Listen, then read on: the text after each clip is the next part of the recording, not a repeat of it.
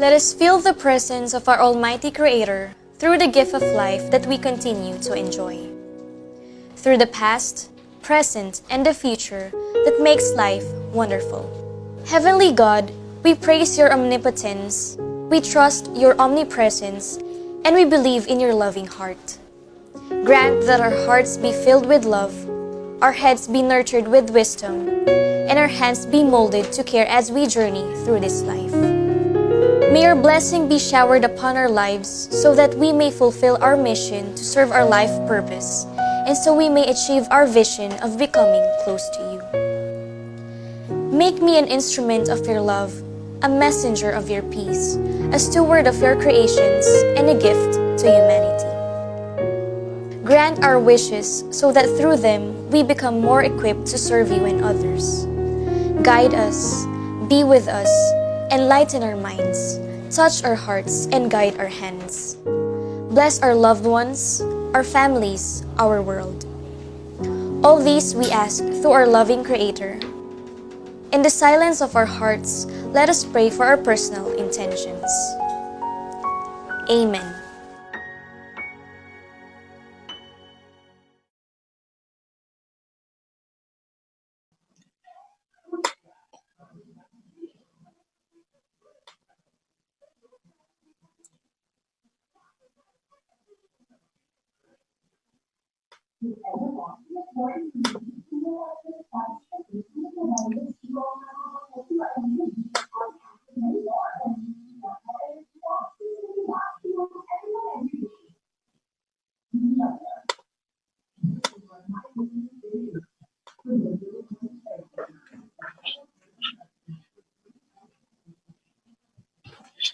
Good afternoon po sa atin pong lahat. Kaway naman po tayo if nakikita po natin ng maayos yung presentation at kung naririnig po ako ng maayos.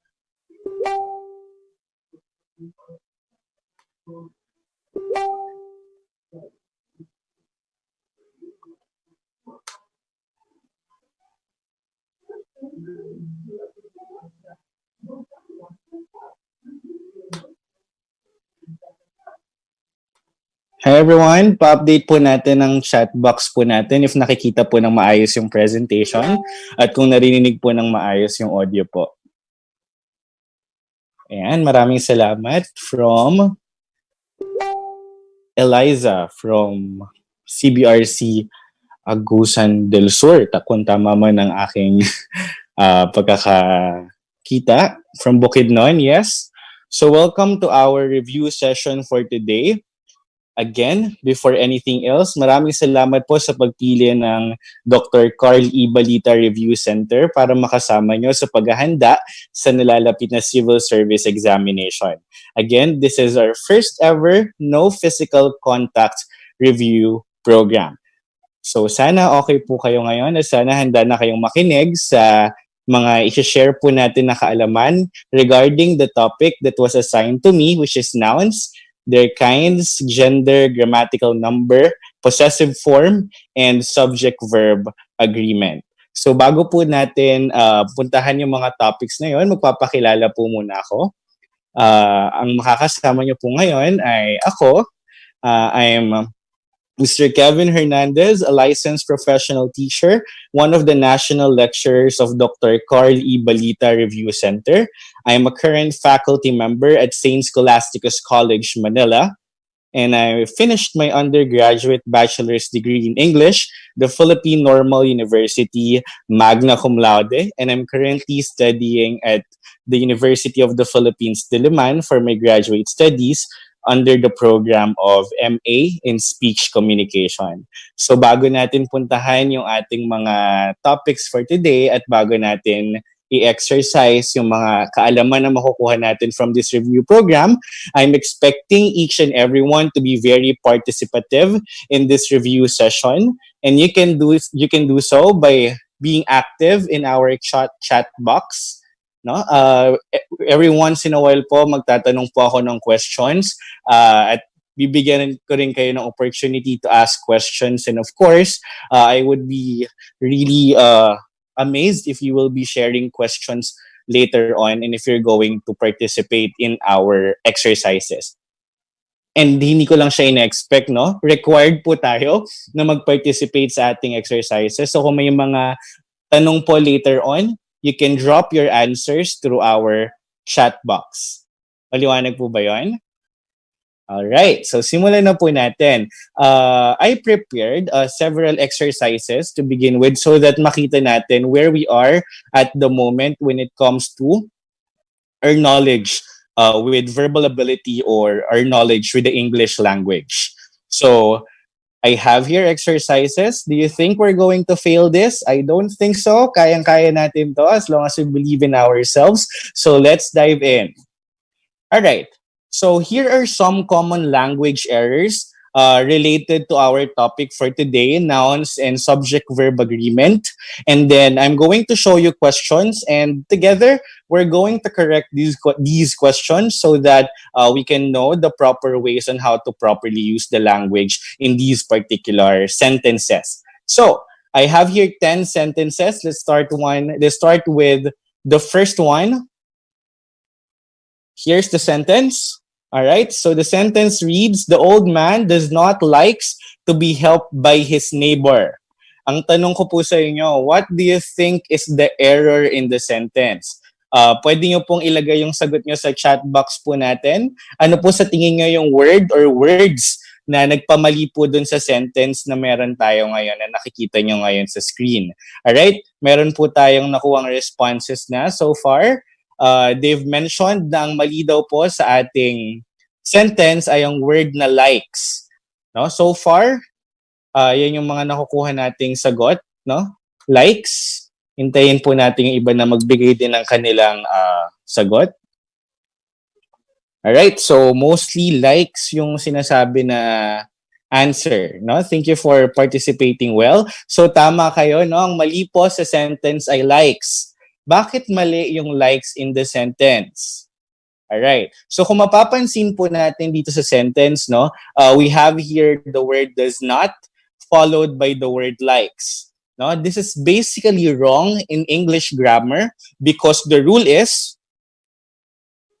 we should not use verb with letter S or verb in present tense when we already use does not in the sentence.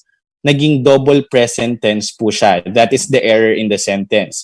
So it's wrong because the rule is when you use does, not only does but also do and did, we always use the base form of the verb to attach to does, did, or do. So in this sentence, we use does not.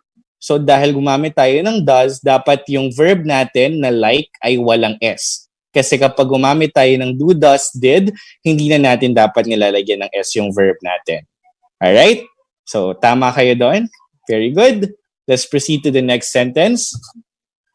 Here's the sentence. The reporter was able to give the audience useful information. What do you think is the error in the sentence? So, let's make the chat box alive again by putting your answers on what made the sentence wrong. All right, we've heard informations. I've read informations again. All right, so far, 2 have given their responses. How about the others? Do you think tama yung sagot ng mga classmates nyo na information? All right, so we have another answer, which is informations. All right, so basically, you're right, no? Information is the error in the sentence. Dapat siya ay information. All right? Why is it wrong or why is it the error in the sentence? We cannot use plural uncountable nouns. Yung information po ay uncountable noun. Ibig sabihin hindi siya nabibilang. At dahil hindi siya nabibilang, hindi natin siya dapat ginagawang plural. Alright? Baka ma-confuse kayo. Other term for uncountable nouns is mass nouns. Alright? So, the same lang po yung concept ng uncountable nouns and mass nouns kapag na-encounter natin later on in the lecture proper. So, kapag po gumamit tayo ng mga nouns na yan like information, we don't add S to them because we cannot count them. Alright? So if you want to emphasize in the sentence na madami yung tinutukoy natin na information, we can say pieces of information. That's one way to do it. Or we can just simply use the word information because the word information could also mean many already. So hindi naman necessary na to say pieces of information. But if you want to do that, there's nothing wrong with that. But we just know, as of the moment, that we should not add S to information because it's an uncountable, it's a mass noun. All right? So uncountable nouns do not have plural forms. Other than information, I want to hear from you. Can you please chat sa ating comment yung iba pang examples ng noun na walang plural form dahil sila ay uncountable or dahil sila ay mass noun? Sige po, maghihintay po ako sa comment section, sa chat box natin, ng mga examples na naisip nyo ng mga nouns na hindi dapat nilalagyan ng S kasi uncountable sila or dahil mass noun sila. Aside from information. Alright, so I'm waiting po sa ating chat box. Medyo mainit ang ating panahon, no? So, stay hydrated. Inom po lagi ng water. Alright, data. I've heard from Anthony Frando, data. Alright. So, do you agree that data is an example of an uncountable noun? Alright. So, I'm going to make this clear, alright? Data po is already plural. Alright? Ang singular po ng data ay datum or datum. That is spelled as D-A-T-A-T-U-M. Alright? So yung data po ay plural na. Ang singular niya po ay datum. So hindi po siya example ng plural ng uncountable noun. Kasi may singular at plural form po siya. Alright po? So datum is the singular of data. Data is already plural. This is a common misconception. I remember my high school teacher teaching me that ang singular daw ng information ay data. Pag daw madaming data, you call it information. Well, there is sense with that. In English, if we're going to be technical about it, the plural of data is not really information. Data is already plural because the singular of data is datum or datum. Right? I've read from the comment section, furniture. That's right. We don't add S po to furniture. We don't say furnitures. All right? It means a collection already. A collection already. So pag sinabi mong furniture, automatic, that could mean many already or that could mean a set of may upuan ka na, may lamesa ka na all together. So we don't add S to furniture.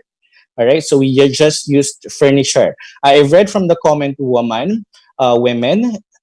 Actually po, woman is a count noun, no? Kasi po kaya naman nating bilangin yung mga babae na nakikita natin sa paligid. All right, so count noun siya. All right, may singular, may plural siya. The singular of woman is woman, while its plural version is women. All right, I've read from the comment fish. All right, that's a very good example. Fish. All right. Hindi na natin kailangan dagdagan ng ES, ang fish, para maging fishes to make it plural if we are referring to the same kind of fish na madami. Alright, so listen to this well. Alright, I know that you've encountered sentences before that used fishes. It's not totally wrong, okay? But we have to take note that the use of fish and fishes is context-dependent. When we say context-dependent, depende kung anong isda ba yung pinag-uusapan natin. So let's say, pumunta si Maria sa market. Tapos pumunta siya sa tindahan ni Aling Amor at nakakita siya ng mga 300 pieces na galunggong. Right. Dahil pare-parehas na galunggong yon, kahit 300 sila, we just call it fish. So, hindi na natin siya kailangan lagyan ng ES, no? So, kapag ginamit mo siya sa sentence and you're referring to the same fish, kahit 1 million pieces of galunggong yan, fish pa rin siya. Alright? But let's say yung tindahan ni Aling Amor ay nag-update na, nag-improve na, may tinda na siyang galunggong, dilis, tilapia, pwede mo na siyang sabihing fishes kasi you're referring to different kinds of fishes. Okay? So that's the same rule that we apply to food. Food, we don't generally add S to the word food. Okay?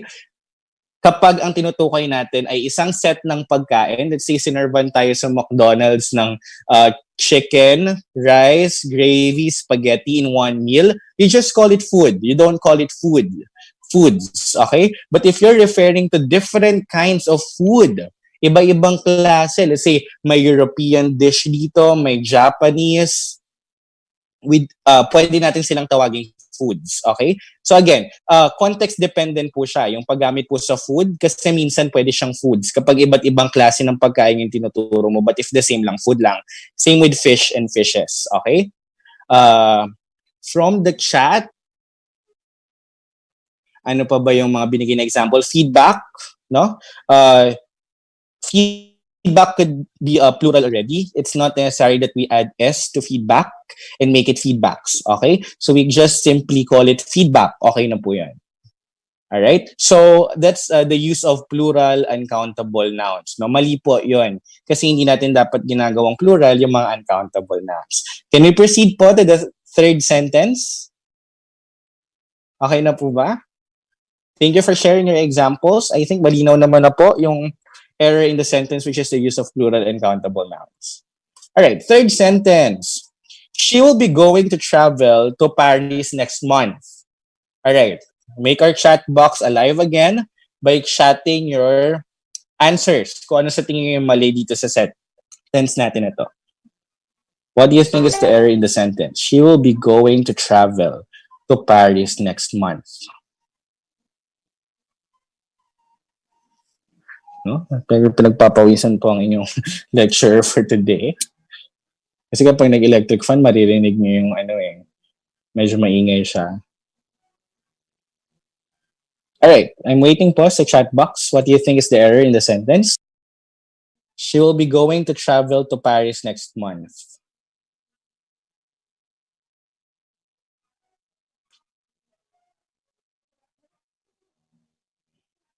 Be going, alright? We've heard from Sir Armani, be going.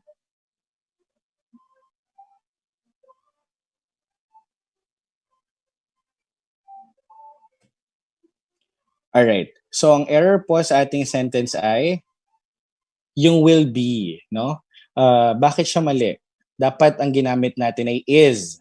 Alright? Hindi po dapat she will be going. Dapat ang sentence natin ay she is going to travel to Paris next month. Bakit siya mali, no? The error in the sentence is the use of the two forms of the simple future tense as one. Bakit dalawang forms ng simple future tense? Yung pong will be going at to travel ay parehas po siyang nasa future tense. So na-doble po yung paggamit natin ng future tense, no? Yung two forms ng future tense. Alright, so to make will be going to present tense or para hindi na siya future, kaparehas ng to travel, we simply use is, no? She's going to travel to Paris next month. That is one way to correct the sentence, but let's say you don't want to use the word to travel or the phrase to travel, you can simply say she will be going to Paris next month, no? If you want to keep will be going, no? Pero pwede ring tanggalin mo na si will be, palitan mo siya ng is para ang sentence mo ay she is going to travel to Paris next month. Or pwede rin naman na she is traveling to Paris next month. I think that's more direct. Right? Are we clear with this one? So the rule is two forms of the future tense, will plus base form of the verb, and be going to plus base form of the word should not be used together because those are both future forms. All right, let's proceed to the fourth sentence. Did you told your parents what had happened? What do you think is the error in the sentence? Did you told your parents what had happened?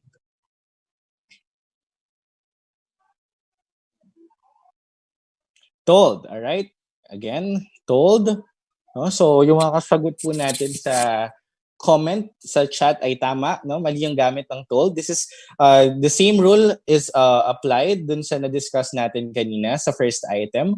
Again, dapat tell siya. We use the base form of the verb kasi gumamit ka ng did, okay? Double past tense naman yung error in the sentence. You already used did, so you don't need to use the past tense of tell. You just need to use the base form of the verb. Okay? So always use the helping verb did, does, do with the base form of the main verb. No? When we say base form, again, we don't add s, we don't transform them to past tense, to future tense. We use the present tense without s, regardless kung ang noun, kung ang ating subject ba ay singular or plural. Basta gumamit ka ng do, does, at did. Thank you for that. All right. The reason for her silence was because she could not understand you. What do you think is the error in this sentence? The reason for her silence was because she could not understand you.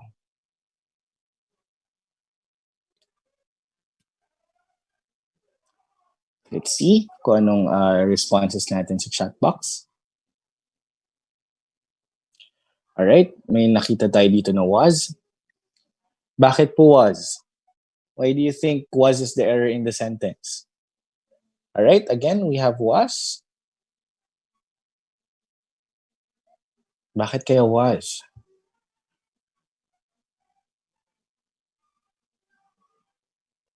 Why do you think was wrong? Alright, I'm still waiting for the answers of others.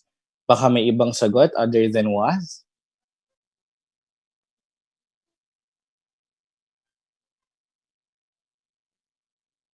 Alright. May sagot po ba na iba bukod sa was?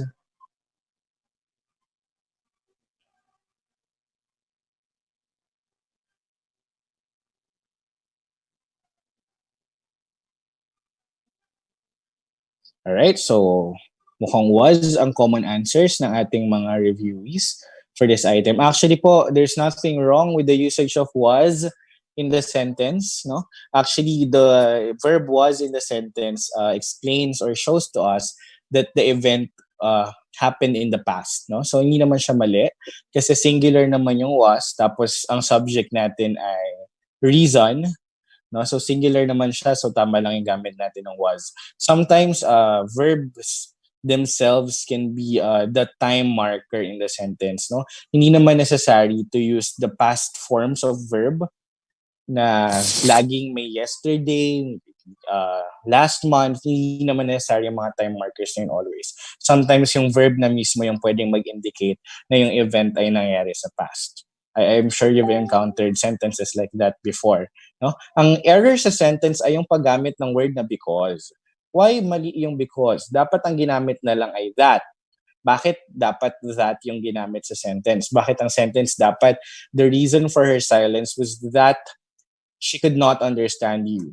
Alright? The error in the sentence is the use of redundant expressions. Ano yung redundant sentence na to?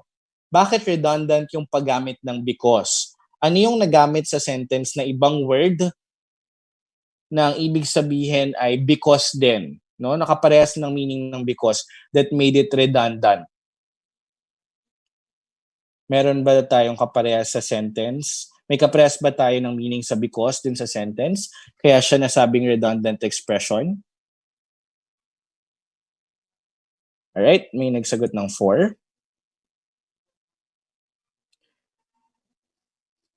Actually, because and for, yung for po na conjunction, they can be used with the same function to show reason.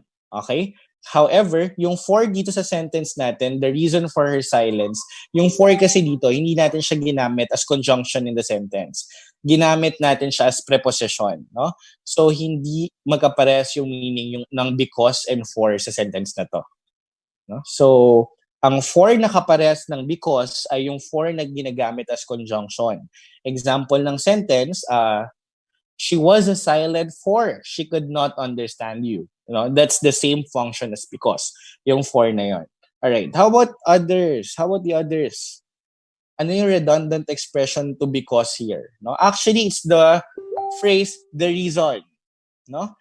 Parehas po ng ibig sabihin ang the reason for at because. Bakit siya parehas? Kung tatagalogin natin yung sentence, ganito siya. Ang dahilan kung bakit siya tahimik ay dahil hindi kanya maintindihan. Kung mapansin nyo na translate natin sa Filipino, naging double yung paggamit natin ng dahil. Okay? So that's a redundant expression because the reason and because share the same meaning. No, redundant expressions kasi nauulit yung idea dun sa isang sentence, which is wrong when it comes to using English in communication. No, so never use redundant expressions like for example, no, that's a redundant expression kasi sinabi mo ng like, sinabi mo pang for example, that means the same. Other than that, minsan kapag nag-share tayo ng opinions natin, sinasabi natin, for me, I think, that's a redundant expression as well. Kasi pag sinabi mong for me, it means I think already. Galing na sa'yo yun. You thought of it. You think of it. Okay? Same with but and however. No? Same lang ng meaning ang but and however. So hindi natin siya dapat sinasabi na, but however, I don't like to go to the party. We should not use that in the sentence because that's a redundant expression. Can you think of other redundant expressions that are usually used na naririnig nyo from other people? Can you share some of the things na naririnig nyo from others na redundant expressions? Ako, I had this student when I was teaching in grade 8 sa public school. And then, sabi nung yung student nag-post siya sa Facebook. Parang na-broken hearted yata siya. Tapos gusto niya nakapag-move on na siya. So yung post niya ganito.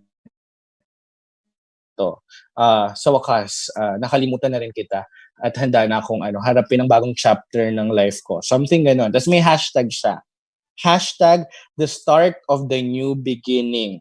That's a redundant expression. No, imagine ginamit niya yung start. Tapos ginamit niya rin yung new. Tapos ginamit niya rin yung beginning. Yung tatlong yun parehas po yung ibig sabihin. Start, new, beginning means start, means new. Alright? So that's a redundant expression that I usually hear from others. Another example, new innovations. No, madalas yan ginagamit, new innovation.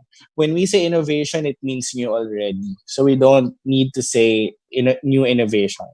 We can just simply say innovation. No? So those are some of the redundant expressions that we should avoid when using the English language. All right, next sentence. I and my brother used to quarrel when we were young. Ano sa tingin natin yung mali dito sa sentence? I and my brother used to quarrel when we were young. Right? So chat po natin yung sagot natin kung ano sa tingin niyo yung mali sa sentence na to.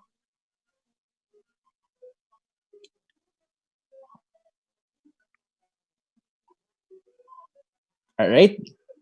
Sumagot si Sir Anthony. Thank you, Sir Anthony. All the way from the province. No? So, tama ba si Sir Anthony? Ang mali ba sa sentence ay I? Sir Anthony, you're right. No? Mali yung paggamit ng I dun sa sentence. Mali yung I and my brother. It should be my brother and I. No? Hindi dapat natin ginagamit na una yung pronoun na I sa sentence, especially in compound subject. When you're using compound subjects, hindi pwedeng mauna yung I before the other subject. No? So it's the incorrect placement of the pronoun I in a compound subject. The pronoun I used as a part of a compound subject should never come first. So, lagi pong hinuhuli yung sarili. Dapat ibang tao muna yung mauna if you're using I in a compound subject, in a sentence with a compound subject. No, so it's always my friend and I, my sister and I, Didi, Becky, and I are happy. Alright? So, lagi nahuhuli yung pronoun na I. Right? 7. Edgar's speech is more better than your speech. What do you think is the error in the sentence?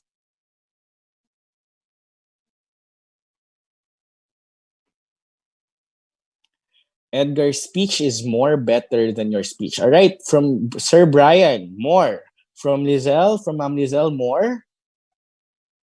Nakikita ko yung yung bilis ng yung bilis ng pagsasagot, no? So, ibig sabihin, sure na sure kayo dito kasi ang bilis niya sumagot this time. Kanina, medyo matagal bago mo-point out yung error. So, I'm happy that this one is familiar to everyone.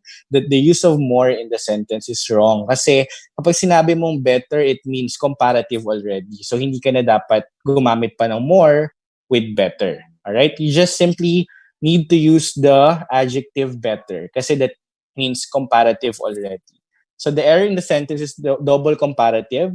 Nag-better ka na, nag-more ka pa. No, but actually this is a common mistake that Filipinos commit whenever they're using English. No, kapag nanonood ako ng mga vlogs, ng mga interviews, television, madalas siya nasabi, people are saying, more happier, more prettier, more harder. No, when you already transform an adjective to the comparative form by adding er, like yung hard ginawa mo harder, yung pretty ginawa mo prettier, yung smart ginawa mo smarter, hindi mo na kailangan gumamit ng more to attach to that kasi nagiging grammatically wrong na yung statement natin when we do that. Alright, so double comparative is the error. Kapag gumamit na ng comparative adjective or adverb, it should not be preceded by more anymore. Tapos kapag superlative naman, same rule, hindi ka na dapat gumamit ng most, no? Most prettiest, no? Mali yun. So, kailan natin ginagamit si more at si most? Ginagamit natin yan kapag yung mga adjectives natin, hindi na natin dinadagdagan ng er at hindi natin dinadagdagan ng est for superlative comparison or use of adjective. Tuwing kailan natin ginagawa yun. Usually, kapag ang adjective natin, 2 syllables pataas, for example, kapag beautiful, diba? Ilang syllables yung beautiful? Diba? 3 syllables yon, beautiful. Alright? So, hindi mo pwedeng sabihin beautifuler or beautifulest. Okay? Dinadagdagan mo lang siya ng er at est kapag 1 syllable lang siya, like the word smart, 1 syllable lang. So you can say smarter, smartest. Hard, harder, hardest. No? Kapag 2 syllables, it depends. No? Like the word, kapag nagtatapos sa y yung adjective, pwede mo siyang dagdagan ng er, tapos papalitan mo yung y ng I. Like pretty, that's 2 syllables. It's ending in y. No? So, pwede mo siyang dagdagan ng er and change the y to I. So, you can make it prettier. No? Sexy, sexier. 2 syllable siya. But other 2 syllable words or adjectives, I can think of an example right now. Let's say the adjective friendly. No? You can add er to that kasi it's ending in y. So, you can say friendlier. Alright? But if it's not ending in y, we cannot add er or est. No?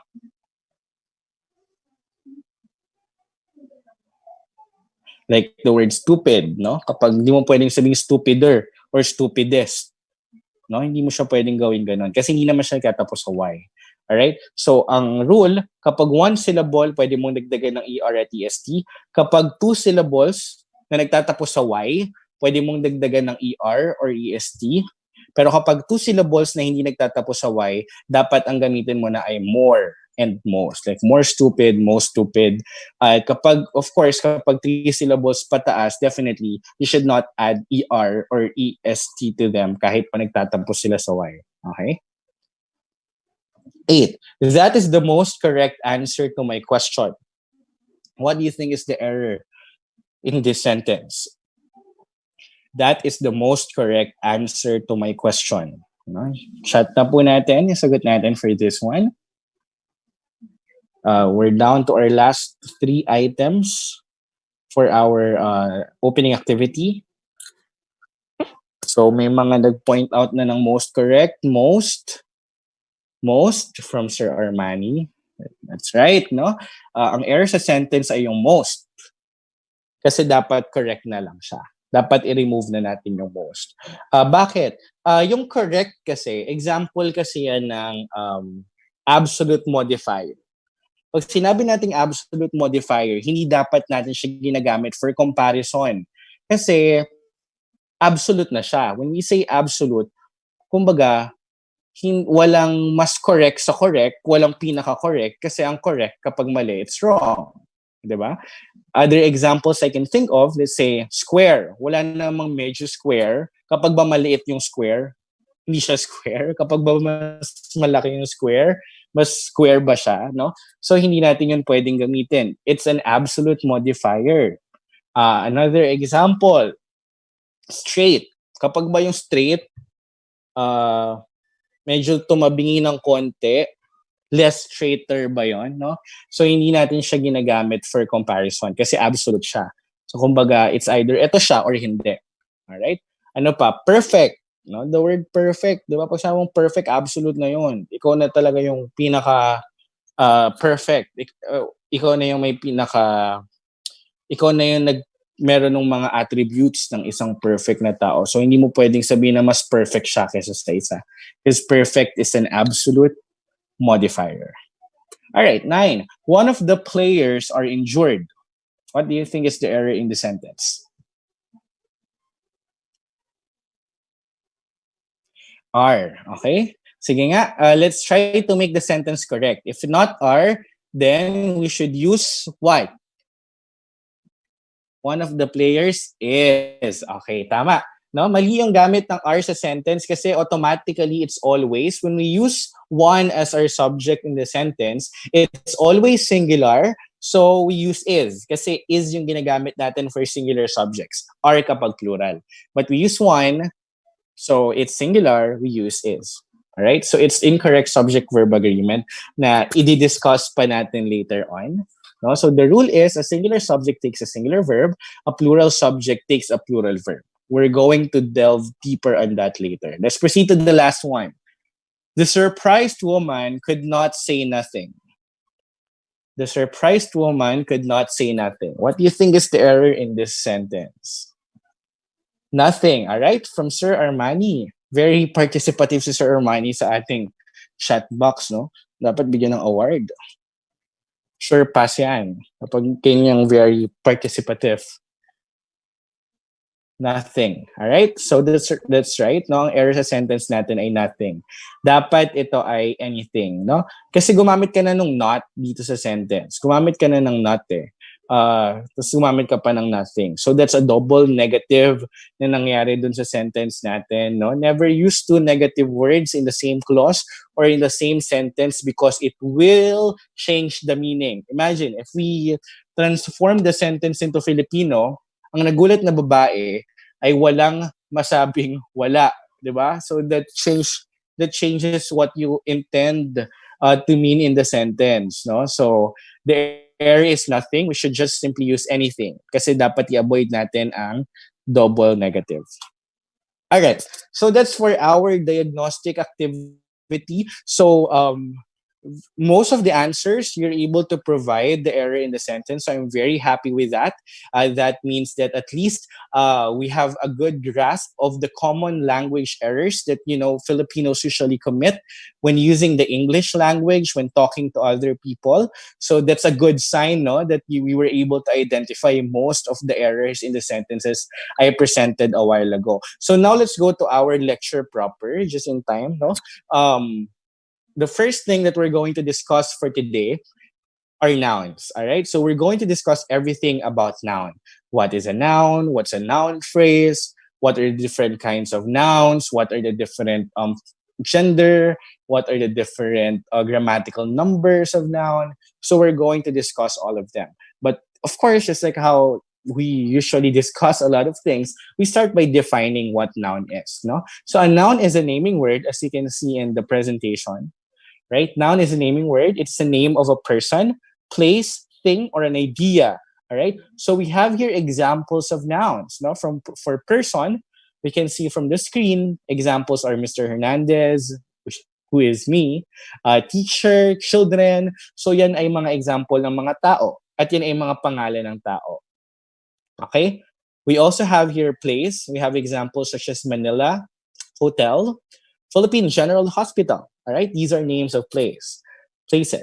All right, so first thing, our examples are pencil, gadget, and iPhone. For idea, we have love, peace, fear. These are names of terms. No, these are terminologies. These are names. Okay, so ito ay mga nouns. So here are some of the examples that I can give for now. Later on, I'll provide more examples as we go to the different kinds of noun. But for now, let's define what a noun phrase is. A noun phrase is longer than a single word because it consists of an adjective or a determiner plus a noun. So we have here examples such as a good teacher loves his learners. The noun phrase in the sentence is underlined. It's a good teacher, no? So may determiner ka na meron kang adjective na good attached to the noun which is teacher. All right? So that's an example of a noun phrase kasi noun siya na may kasamang ibang words. Di ba ang phrase ay group of words, no? So it's called a noun phrase. The second is the brave hero. The noun, the main noun in the sentence is hero, but you have there an adjective, brave, and you have there a determiner, the, attached to the noun, so that's a noun phrase. No, but don't get the idea that noun phrases are always in the beginning of the sentence. Noun phrases could also be in the end of the sentence. All right? Look at these additional examples. She is a medical doctor. No, it's in the end of the sentence, but still it's a noun phrase. Kasi the main noun in the sentence, or the main noun in that particular phrase is doctor, and you have there the adjective medical attached to the doctor, which this phrase functions as a predicate noun in the sentence. So that's an example of a noun phrase. She bought a bouquet of flowers. That's an example of a noun phrase as well. A bouquet of flowers. All right. So let's move on to the different classification of nouns. Actually, there are a lot of ways to classify nouns. No, nouns can be differentiated through their kinds, through their number, grammatical number, and through their genders. All right. So let's have kinds first. Under kinds, actually, we just have two main kinds of nouns. We have a proper noun and a common noun, and a common noun is subdivided in different kinds. We're going to delve on them deeper later on. For number, dalawa lang yan. It's either a noun is singular or a noun is plural. For gender, we have four. It's either a noun is a feminine, masculine, common, or neuter. All right. So we're going to provide examples and examples of nouns and examples usage in sentences later on so that we will understand these classification of nouns better. Okay, so let's proceed to the kinds of nouns. All right, according to their kinds, nouns can be classified into proper rather, and common nouns. When we say proper noun, it's a specific name. It's the name of a particular person, place, or thing which is usually unique. And when we use proper noun in sentences or when we write them down, the first letter is written in a capital letter. So remember that. Kapag proper noun, dapat capital yung first letter natin lagi. Proper nouns are specific names. Well, a common noun, it's a general name, no? This is a name given in common to every person or thing or place, even of the same class or kind, different from proper nouns. These are sort of nouns is not written in a capital letter. Not unless if you it's in the beginning of the sentence. Kapag kasi yung simulang word natin sa sentence, always yon, dapat capital yung first letter. No, but if it's not in the beginning of the sentence, we do not capitalize common nouns. No, we don't use capital letters for them. No, so ano ba yung pinaka-pinagkaiba talaga ng proper noun and common noun? I think mas makikita natin yan through these examples. All right? So, you have your examples of proper noun and their counterpart in common nouns, no?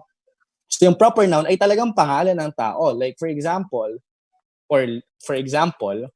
that's a redundant expression, no? Like, na for example pa.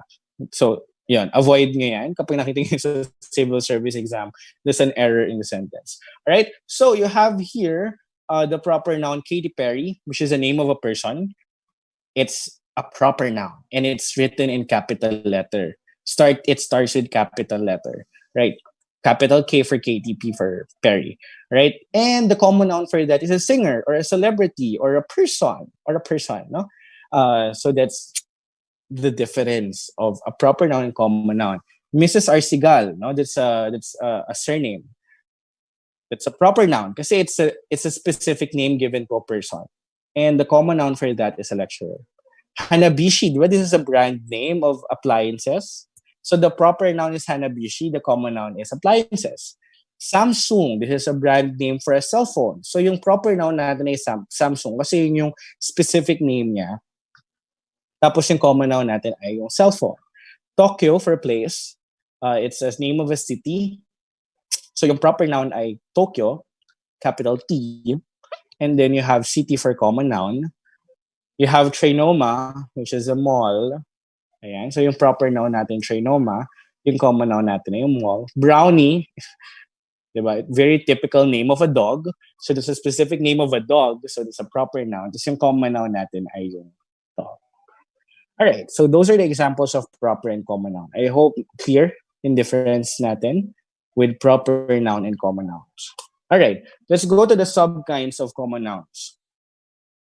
So yung first subkind ng common nouns ay yung tinatawag nating concrete noun. When we say concrete noun, these are nouns. Concrete nouns are nouns, or concrete noun is a noun that can be identified through one of the 5 senses. So kapag nakikita mo, nalalasahan mo, naaamoy mo, natatouch mo, naririnig mo, that's an example of a concrete noun. Kasi kaya siyang i-perceive ng senses mo. So let's take a look at these examples.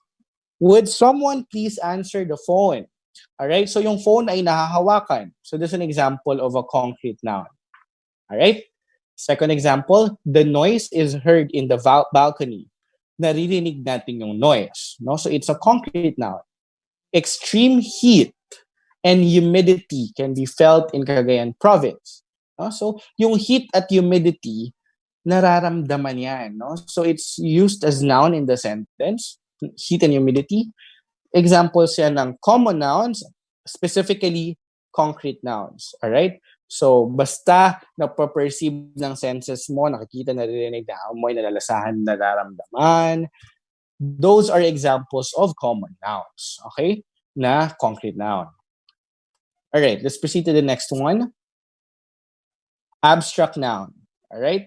Abstract noun is a noun that cannot be perceived using one of the 5 senses. So, yung kanina, yun yung mga na-perceive ng senses natin. Ito naman yung mga hindi na-perceive ng senses natin. So I have here examples. First one is courage from the first sentence. We can't imagine the courage it took to do that. So hindi mo naman nahahawakan yung courage, hindi mo naman siya naririnig, hindi mo naman siya naaamoy, hindi mo naman siya natatouch, no? So, hindi siya example ng concrete noun. It's an abstract noun. Higher education, same, you cannot taste, touch, see, or hear, or smell education. So that's not an example of a concrete noun. Hence, it's an abstract noun. Now, can you give me your own examples of abstract nouns? You know, so yung chat po natin, sa chat natin, kung ano yung mga examples ng abstract nouns na we can think of as of the moment. Hindi ko na kayo tinanong sa concrete noun kasi basically, everything that you see around you right now, examples yun ng concrete nouns. No? Lahat ng narinig nyo, nalasahan nyo kaninang lunch, those are concrete nouns. But this is quite more challenging. So, give me your own examples of abstract noun. All right? So, kindly chat your answers to our chat box. Provide me your own examples of abstract nouns. Goodness. All right, so the goodness in a person, diba? That's a good example. You cannot touch that. You cannot hear that. You cannot smell that. Anxiety, that's another good example. No? That's very prone, lalo na ngayon, no? Naka-quarantine most of us. So we're very prone in, being anxious about what's happening around us. That's a good example of abstract noun. Fate, no? Ang fate, hindi natin nakakain, hindi natin nakahawakan, nakikita. Pero kahit hindi natin siya na-perceive ng senses natin, it's somehow felt, no? So abstract siya. It's an abstract idea. That's an example of an abstract noun. Those are very good examples shared by you, no? Very impressive. All right, let's proceed to the third one. No? Count nouns. No? So yung mga count noun, a count noun is a noun that can be counted individually. So these nouns can either be singular or plural. So lahat ng kaya mong mabilang na noun, yun ay count noun. So kung kaya mong bilangin lahat ng damit mo sa cabinet, then count noun, yung mga damit na yun. If you can, count your pencils or your pens inside your pencil case, count nouns, ang pens and pencil case. All right, so yung examples dito, 3 books is auctioned in the donation drive project. Nabibilang yung books. So that's an example of count noun. An elephant. Nabibilang ang elephant. Ang laki-laki niyan, no? So kayang-kayang bilangin. Now, is found in the riverbank. Example yan ng count noun. Right? So hindi ko na rin kayo tatanungin na examples kasi it's very easy to understand naman and to give examples for. No? Here's another kind of noun, the collective noun. A collective noun is a noun that represents a collection of individual. So ito yung kaya mo naman bilangin, but usually they're grouped together. Okay? So for example, tao. A person is a count noun. Kaya mo bilangin yung mga tao sa paligid mo eh. But sometimes you don't want to count them. You just want to refer to a large number of people as, for example, a team, a family, a crew, a jury, a crowd, an audience. No? So kapag ginagawa natin yun, we're simply transforming these count nouns to collective noun. Okay? So, team, ang examples yan, team. Kasi sa isang team, madami. Isang family, marami. Right? For people. No? So, these are examples of collective noun. And usually, but not all the time, not all the time. Usually, singular sila pag ginamit sa sentence. So, pag sinabi mong the family, kahit yung family niya sobrang laki niya, like for example, nakatira kayo sa isang bahay, 20 kayo, and you refer to your family as my family is the most important people in my life, no? Is pa rin yung gagamitin. You cannot say my family are the most important people in my life, no? You use is pa rin kasi it's a collective noun and you're referring to a unified group. Okay? So, singular yon. But there are times na may mga cases na kasi na pag inintindi natin yung sentence, minsan hindi sila united. For example, the jury blank in disagreement about the decision regarding the case.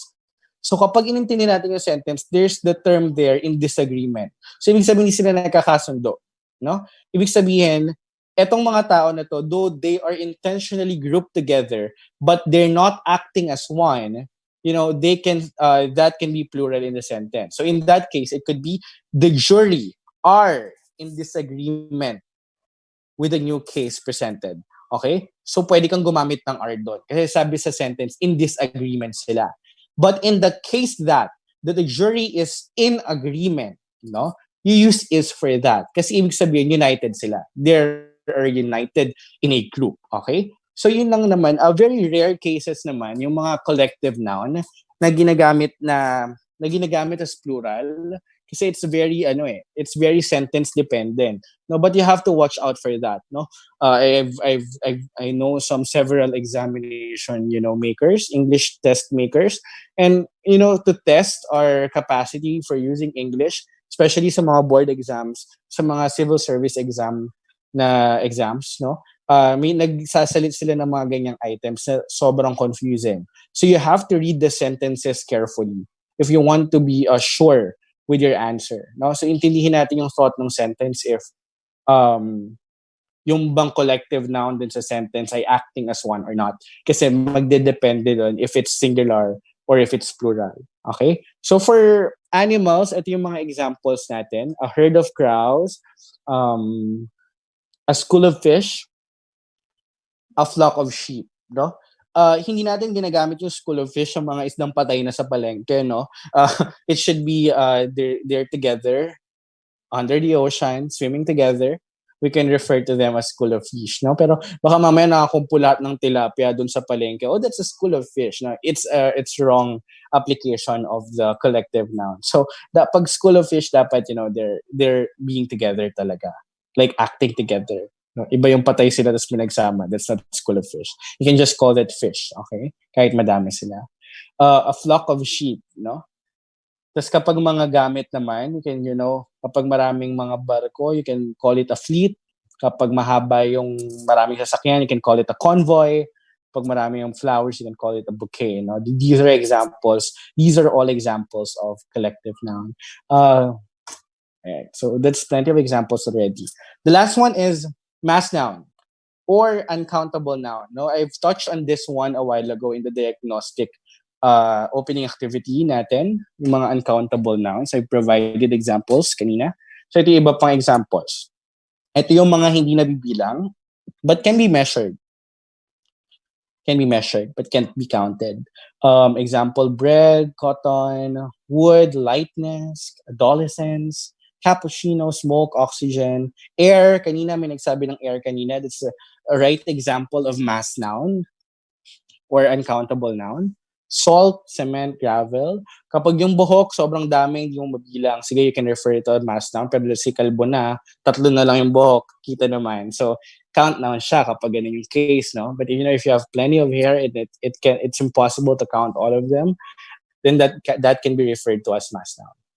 All right, so those are the examples of mass nouns. So we're done with the kinds of nouns. Again, just to review, there are two main categories, or there are two main kinds: proper and common. Under common, you have five. It could be a concrete noun, abstract noun, count noun, collective noun, or mass noun. Now, I'm uh, I'm curious. No, before I proceed to the next part, do you have any questions that you would like to ask to me? Is there anything that you would like to clarify about our preliminary discussion on nouns? Because if you have questions, I'll be giving you around 2 minutes to think of questions so that I can properly address them. You can just simply chat them in our chat box.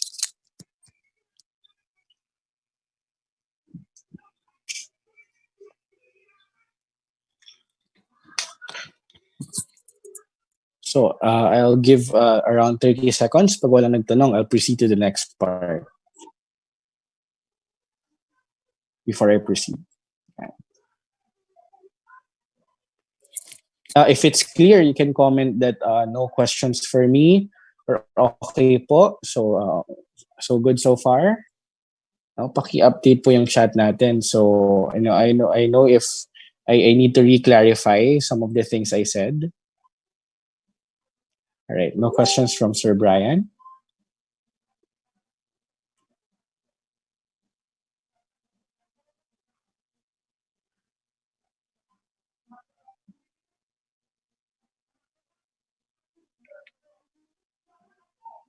All right, none so far. All right, so I think I can proceed.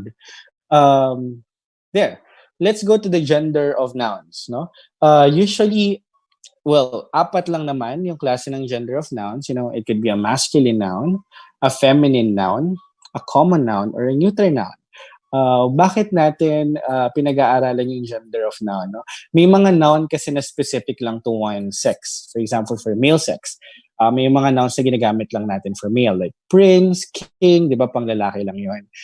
Queen for female. So, yun yung reason kung bakit natin kina-classify din yung nouns according to their gender. Alright, so let's go to them. Examples, no? Masculine nouns are for male sex, no? So here are examples of nouns na pwede mo lang gamitin sa mga tao na lalaki. So pwede mo lang i-refer sa male, people. Alright, so boy, son, king, father, man, brother, uncle, nephew, policeman, fireman. You cannot use these nouns for women, okay? Or for female people, because these are examples of masculine nouns. On the other hand, I've provided the counterpart of these masculine nouns examples for feminine nouns. So, counterpart ng boy, girl. Of course, when you use the term girl, it's only for a girl. It's only for a female. Daughter, di ba? Hindi mo matatawag yung anak mo na lalaki na, come here, daughter. No, that's wrong. Queen, mother, woman, sister, aunt, niece, policewoman, firewoman. No? Though konting disclaimer lang, no? The last two examples, policeman, fireman, policewoman, firewoman. As of the moment, when we talk about using politically correct English, we avoid using nouns like this anymore. We don't use them anymore. No, when we are referring to like police person or a fire person, we call them police officer or firefighter, because you want to erase the idea already that being a police officer is for males only, or being a firefighter is for males only. No? So it's using politically correct language. That's why we have here common nouns. No? Because as much as possible, if for sensitive roles, no, in the society, it's better to use the common nouns, no, because you are detaching the attached sex to a particular profession, like being a police officer, or being a police, or being a firefighter, right? So yung mga common noun, ito yung either babae o lalaki, no? So pwede siyang shared, pwede siyang babae, pwede siyang lalaki. Like a child and a person, di ba? A child or a person can either be a male or female. A monarch, that's a common noun for king and queen. Or in our version, the president, our ruler. No? So that's common noun kasi pwede siyang babae, pwede siyang lalaki. Parent, no? A human being. Sibling, pwedeng babae, pwedeng lalaki. Relative, pwedeng babae, pwedeng lalaki. Police officer, firefighter, it's shared by both sexes. So these are examples of common nouns. Right? So neuter naman, ito yung mga walang sex at all. So wala silang gender. Kasi wala silang buhay. Okay? Example, book, no? Wala naman tayo nakitang book na may, or, ayun, basta yun, you know what I mean. Ito yung mga walang gender. So most common nouns are actually neuter. Yung mga hindi tao, yung mga common nouns not referring to people, they are neuter, no? A book, a shirt, kingdom, house, table, lake, tree, train, gun, fire truck, and so on. All right. So these are the different gender of nouns. Right. I'm interested. Can you please drop in the chat other examples of masculine? Masculine po masculine nouns that are not included in my presentation, but you know that they are examples of masculine nouns. I intentionally did it na hindi include dyan yung lahat. Ang dami pang examples so that, you can participate and share your own piece of example to us. So let's chat in our chat box. Can you think of other examples of masculine nouns?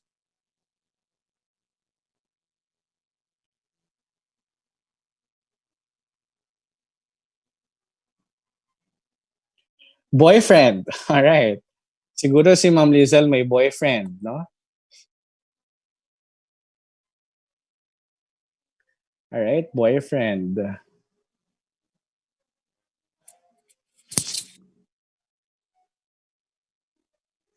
What else aside from boyfriend?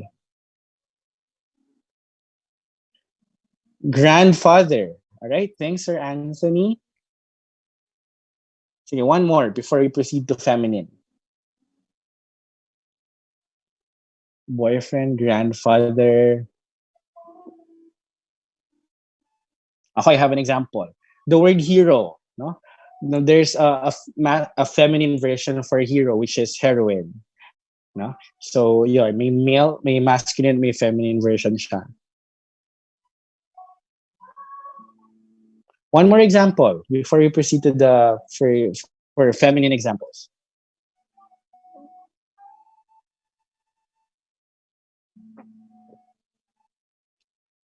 Husband, okay? Godfather, all right? Very good examples. Thank you so much for sharing.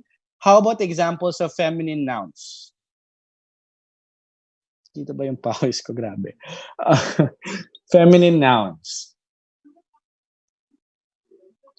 Godmother. Siyempre, ika-counterpart nyo lang yung mga pinag-share nyo kanina, no? Grandmother. Alumna, right? Alumna. Ano yung male version ng alumna? Sige nga, what's the masculine version for alumna?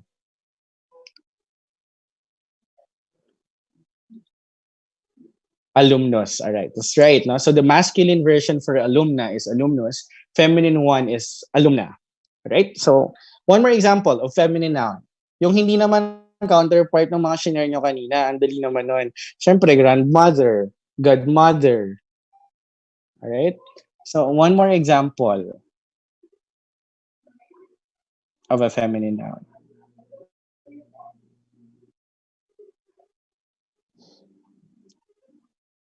I like yung example natin sa alumna and alumnus.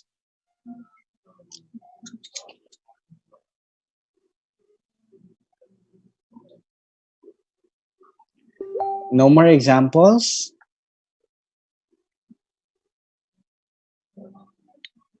All right, sige.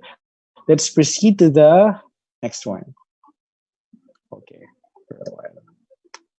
Here. Let's go to the grammatical number of nouns. Grammatical numbers of nouns, a noun can either be a singular in number or plural in number. So you have singular number of noun. It's used when the noun refers to one item. Plural noun kapag two or more. Kapag more than one item. Okay? All right. So, kanino ba nagmamatter ang grammatical number of nouns? For countable nouns, as I've mentioned a while ago, they have both singular and plural forms, no? So it depends kung ilan sila para masabi natin if it's singular or plural. However, for collective nouns and mass nouns, they do not normally have a plural form. Usually we take them in singular sense most of the time, but not all the time. Just like yung example na present ko sa inyo kanina for some collective nouns. Okay? All right, so let's go to some rules in making singular nouns plural. Well, technically, it's very easy to identify if a noun is in singular form or not. Because, basically, if the noun is in the base noun, then that's singular. Okay?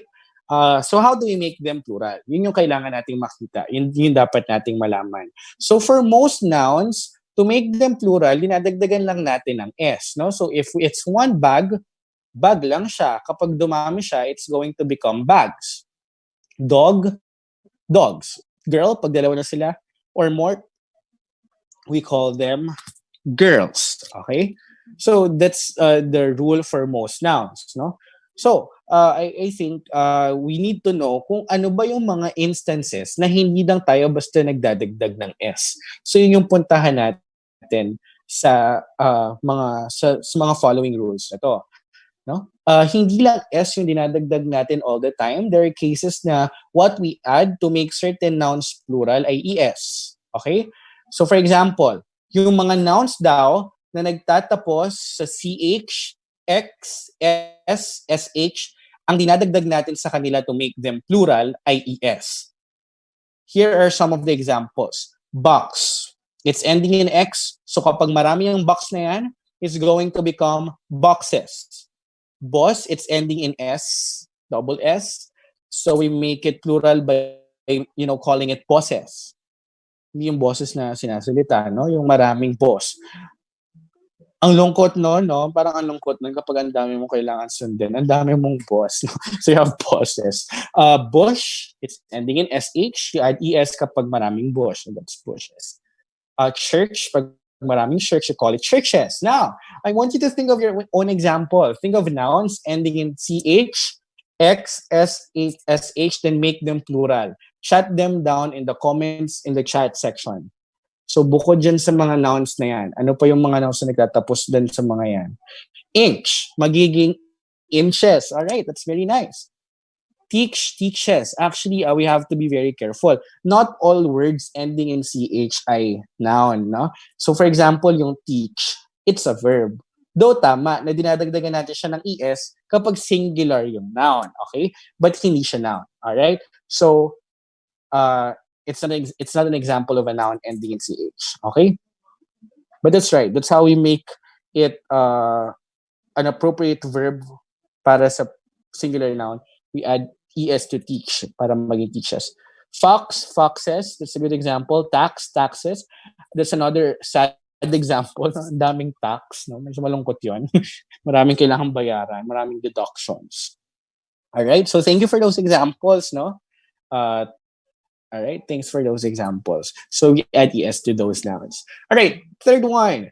Most nouns ending in O preceded by a consonant form their plural by adding ES. So yung mga nagtatapos sa O na bago yung O, consonant, pag sinabi natin consonant, yun yung hindi vowel. I mean, yun yung hindi I, E, O, U. So yun yung B, C, D, F, G, H, J, K, L, M, N, P, Q, R, S, T, V, W, X, Y, Z. Alright, those are consonant. Kapag before O ay consonant letter, then dadagdagan natin ng ES. So ang examples natin dito, potato, it's ending in a consonant, in O, preceded by the consonant T.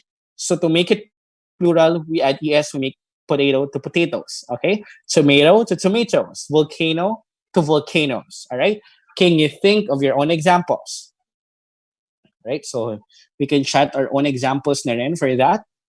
Ending in O, preceded by a consonant. We add ES to them.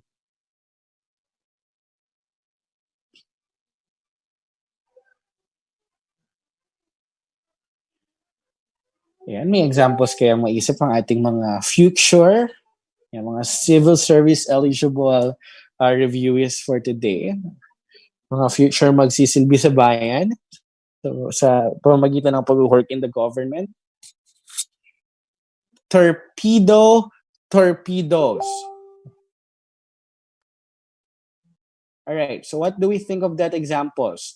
Of that example, torpedo, torpedoes. Meron bang violent reaction toward that example?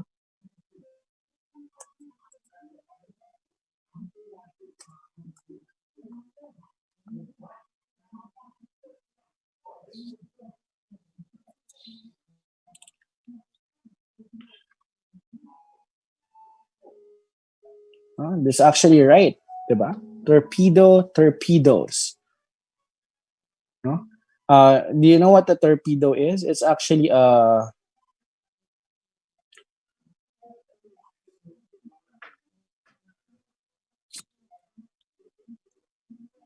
so mga ano yan, no? For protection ng mga sa mga ships and so on. Echo, echoes.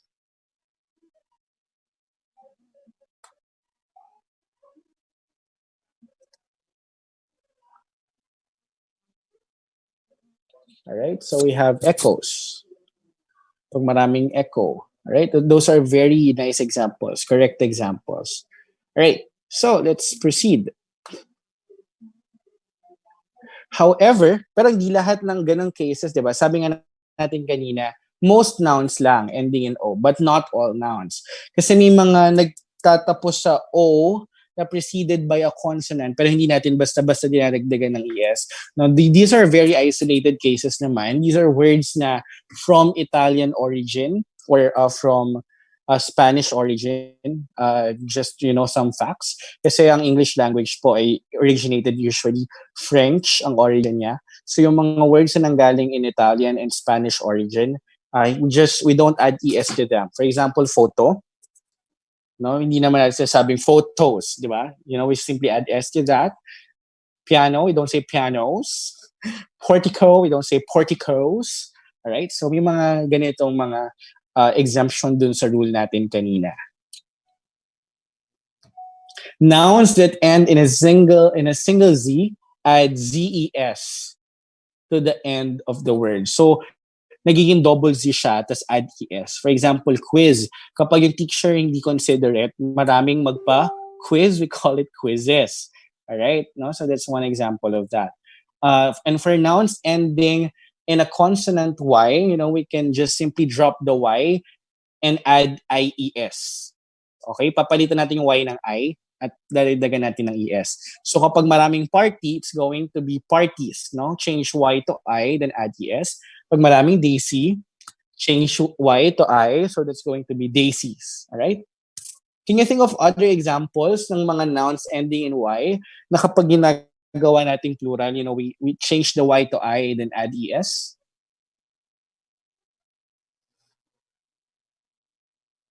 Poppy, poppies. Alright, thank you for that example. That's right. Ang gandang example.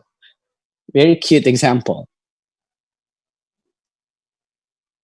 Lady, ladies. That's right, no? Pag maraming babae, ladies yan. One more.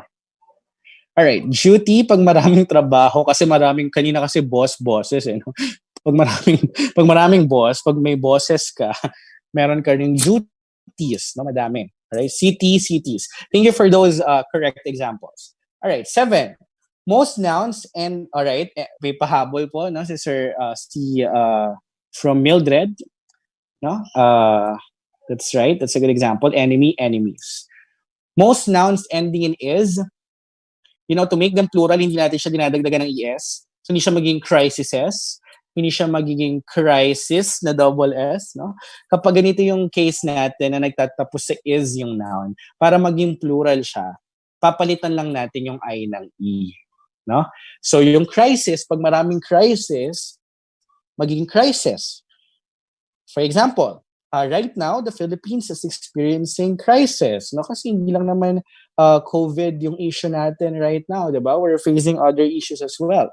For example, alongside with COVID-19, there's the issue of ABS-CBN shutdown, may earthquake nung isang araw, people are still recovering from Taal volcano eruption. So, we are experiencing a lot of crisis, no? So that's plural of crisis.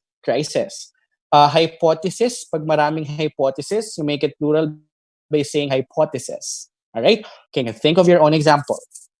Ending in is na noun, then we make it plural by changing is to es.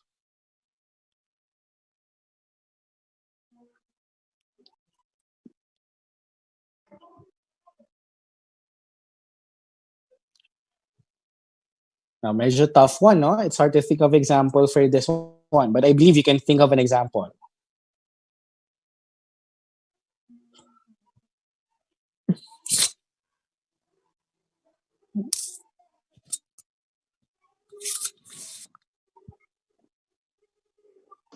I have one, no? Thesis. Pag maraming thesis na require, thesis, di ba? That's the plural of thesis. Pag maraming thesis. All right? So sige, let's drop that, no? I know you were able to think of examples for your own. All right. Nouns ending in F or FE preceded by a consonant, drop the F and add VES. Calf, pag madami calves, wolf, wolves, elf, elves. For sure to this one, you can think of your own examples. Pag nagtatapos sa F or FE, we drop the F and we change it to VES.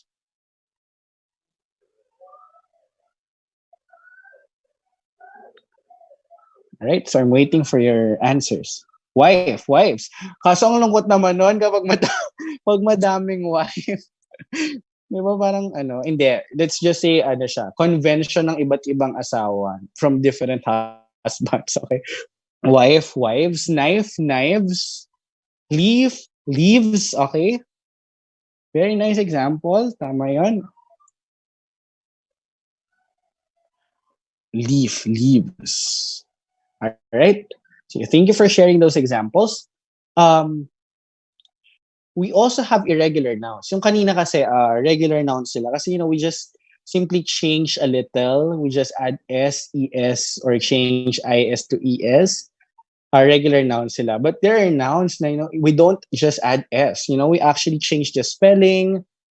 Diba? Like child. Diba? Pag maraming child, ang plural niya hindi childs. That's wrong. The plural of child is children. Pag maraming person, you can call it actually persons. There's nothing wrong with that. But, we can use the term people as well for a plural of person. Man, we change the spelling to men. We change the A to E. Woman to women. Foot, feet.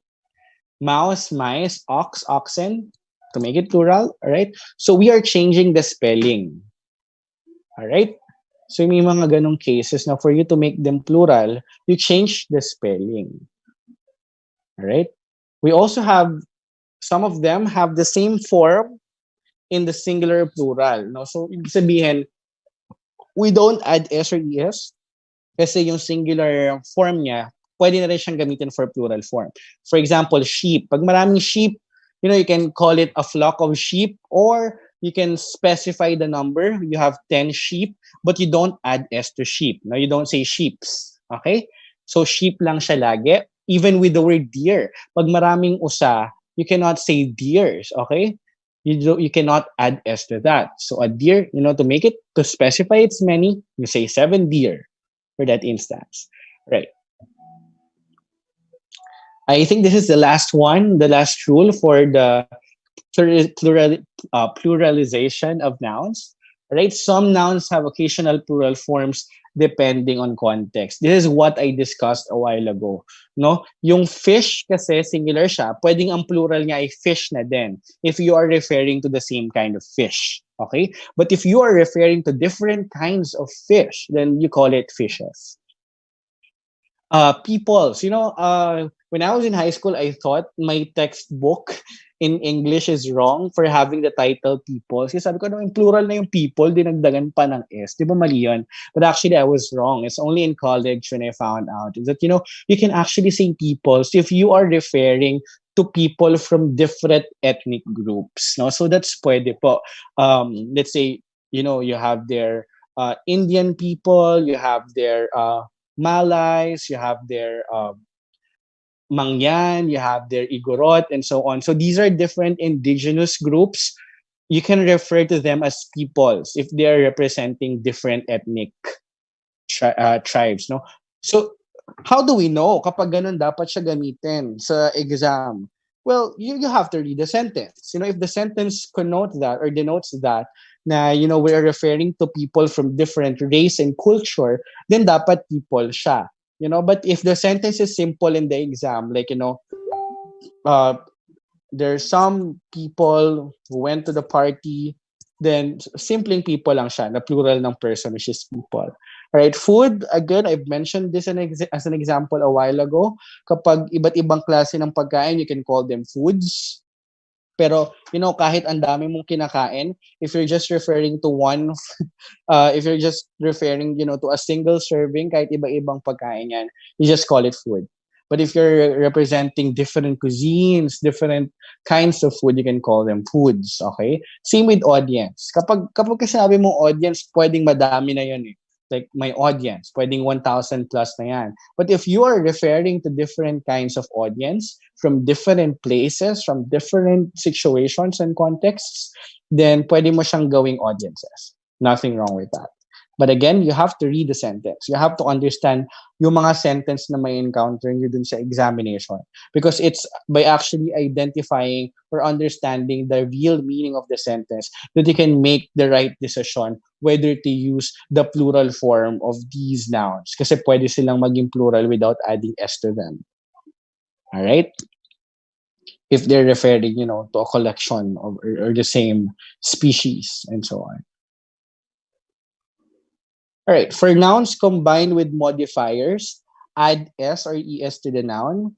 To the noun po, ha? For example, editor-in-chief. Yung main noun natin dyan ay editor. So kapag maraming editor-in-chief, you call them editors-in-chief. Hindi mo siya gagawing editor-in-chiefs, no? That's going to be wrong. No? So sister-in-law, ang plural niya, sisters-in-law. You're not going to say sister-in-laws. No, that's wrong. You add the S or you make it plural dun sa main noun. Hindi dun sa naka-attach sa kanya na modifier. Is that clear? Right? So that's all for pluralization of nouns. Before I proceed to the possessive forms of nouns, I would like to ask you again, is there anything that you would like to ask me? Is there anything that you would like to clarify? If none, you can just simply chat that, none so far. Or wala po kaming tanong. So good. So far, so good naman po. So just let me know if you have questions before I proceed to the possessive forms of nouns.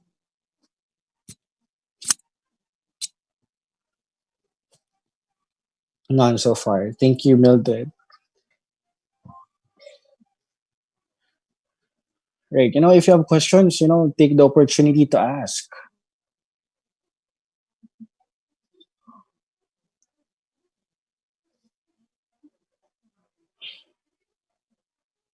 All right, so I think there's no more question that's going to be asked. If meron man, you can just, drop the questions. Then I'm going to browse on them later on so I can properly address them. But I'll proceed na for now. All right, so let's talk about possessive forms of nouns. Kapag sinabi nating possessive forms of noun, if you're using the noun to indicate possession, let's say, Kevin's car. Though wala akong car. No? But, Kevin's car.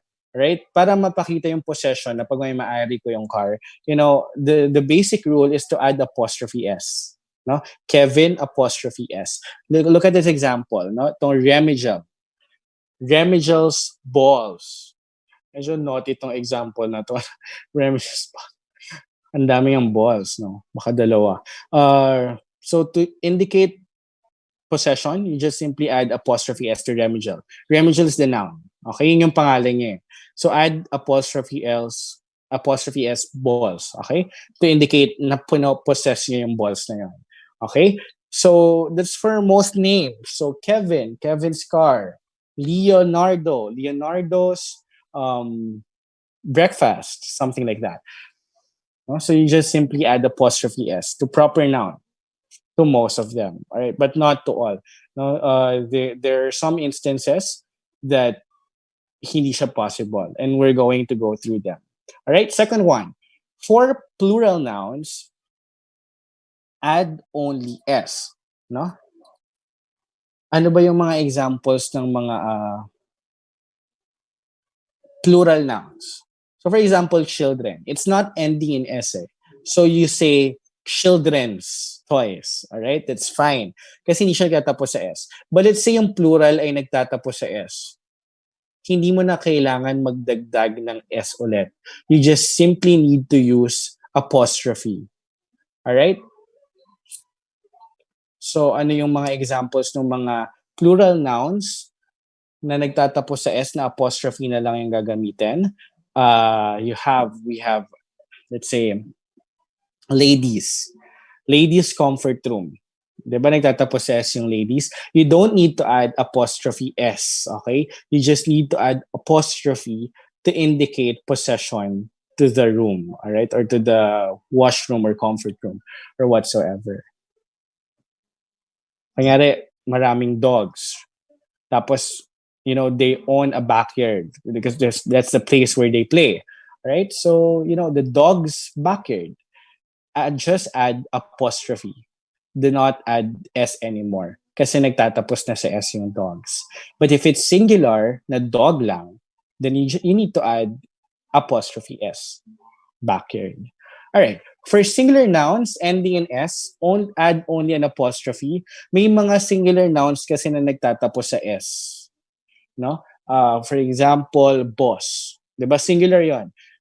Nagtatapos na siya sa S. So, basta nagtatapos sa S, you don't need to add apostrophe S anymore. You just simply need to add apostrophe. Alright? So, for example, yung pangalan na Tess. Tess is already ending in S kasi. So, you don't need to add apostrophe S. You just need to add apostrophe for Tess house. For plural nouns not ending in S, then definitely you need to add apostrophe S. For example, children. Children's toys. Alright? Women. Madami yung women. It's plural, but not ending in S. So you add apostrophe S to it. All right? I want you to listen carefully to number 5 and 6 because this is quite tricky and confusing. So please listen carefully to this one. For number 5, the rule is if you want to show separate ownership, add apostrophe S to each. For example, here, you can see the example, managers and supervisors office. They both own an office. Pero hindi sila nag-share ng office. Magkaibang office yung tinutukoy natin. Alright? So you add apostrophe S to both of them. So let's say I have a book. Tapos sabihin natin, Judy has a book as well. All right. So if you're going to use apostrophe S to us, you need to add apostrophe S to both of our names, Kevin's and Judy's book, because we are talking about different book. Iba yung book ko sa book niya. All right. So that's the explanation for that.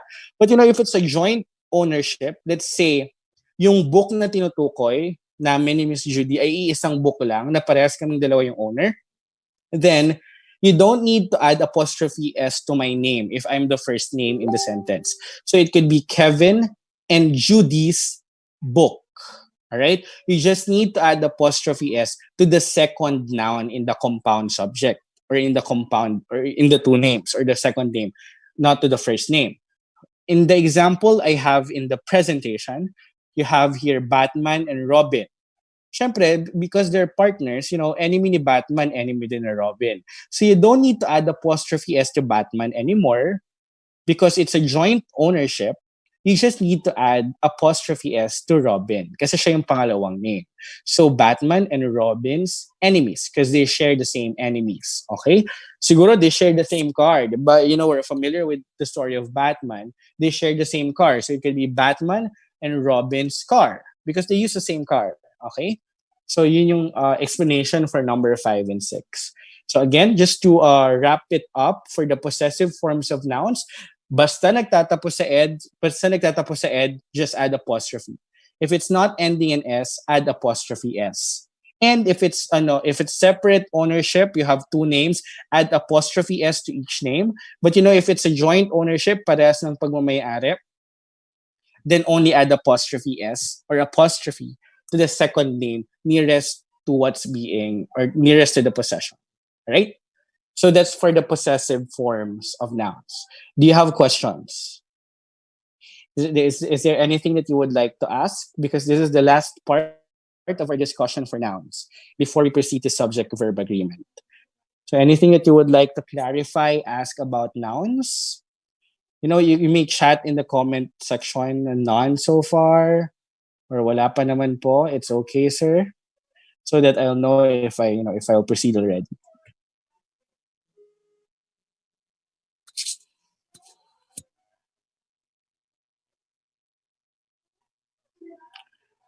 All right. So let's do it this way since we're already we're down to the last part of our discussion for today and we've been listening and talking for almost 2 hours now. Can we have a short water break? I'm just going to drink my water. I'll be back after 8 minutes. We're going to resume with subject verb agreement at exactly 3 o'clock. You may drink water, you may go to the washroom if you need to go to the washroom. You can also take this opportunity to think of questions. And if you do have questions, you just drop them in the chat section and I'm going to address them one by one. All right. So is that fine that, we have 7 to 8 minutes of water break?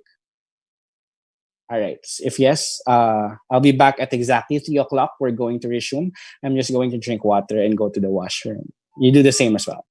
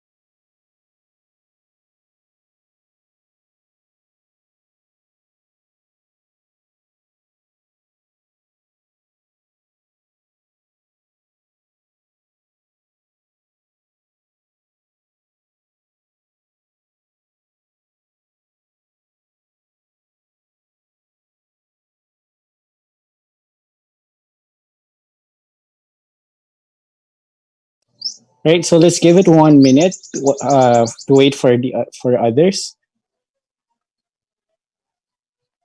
Can I see a raise of hand? Wave if you're already present. If you're done drinking water and going to the washroom,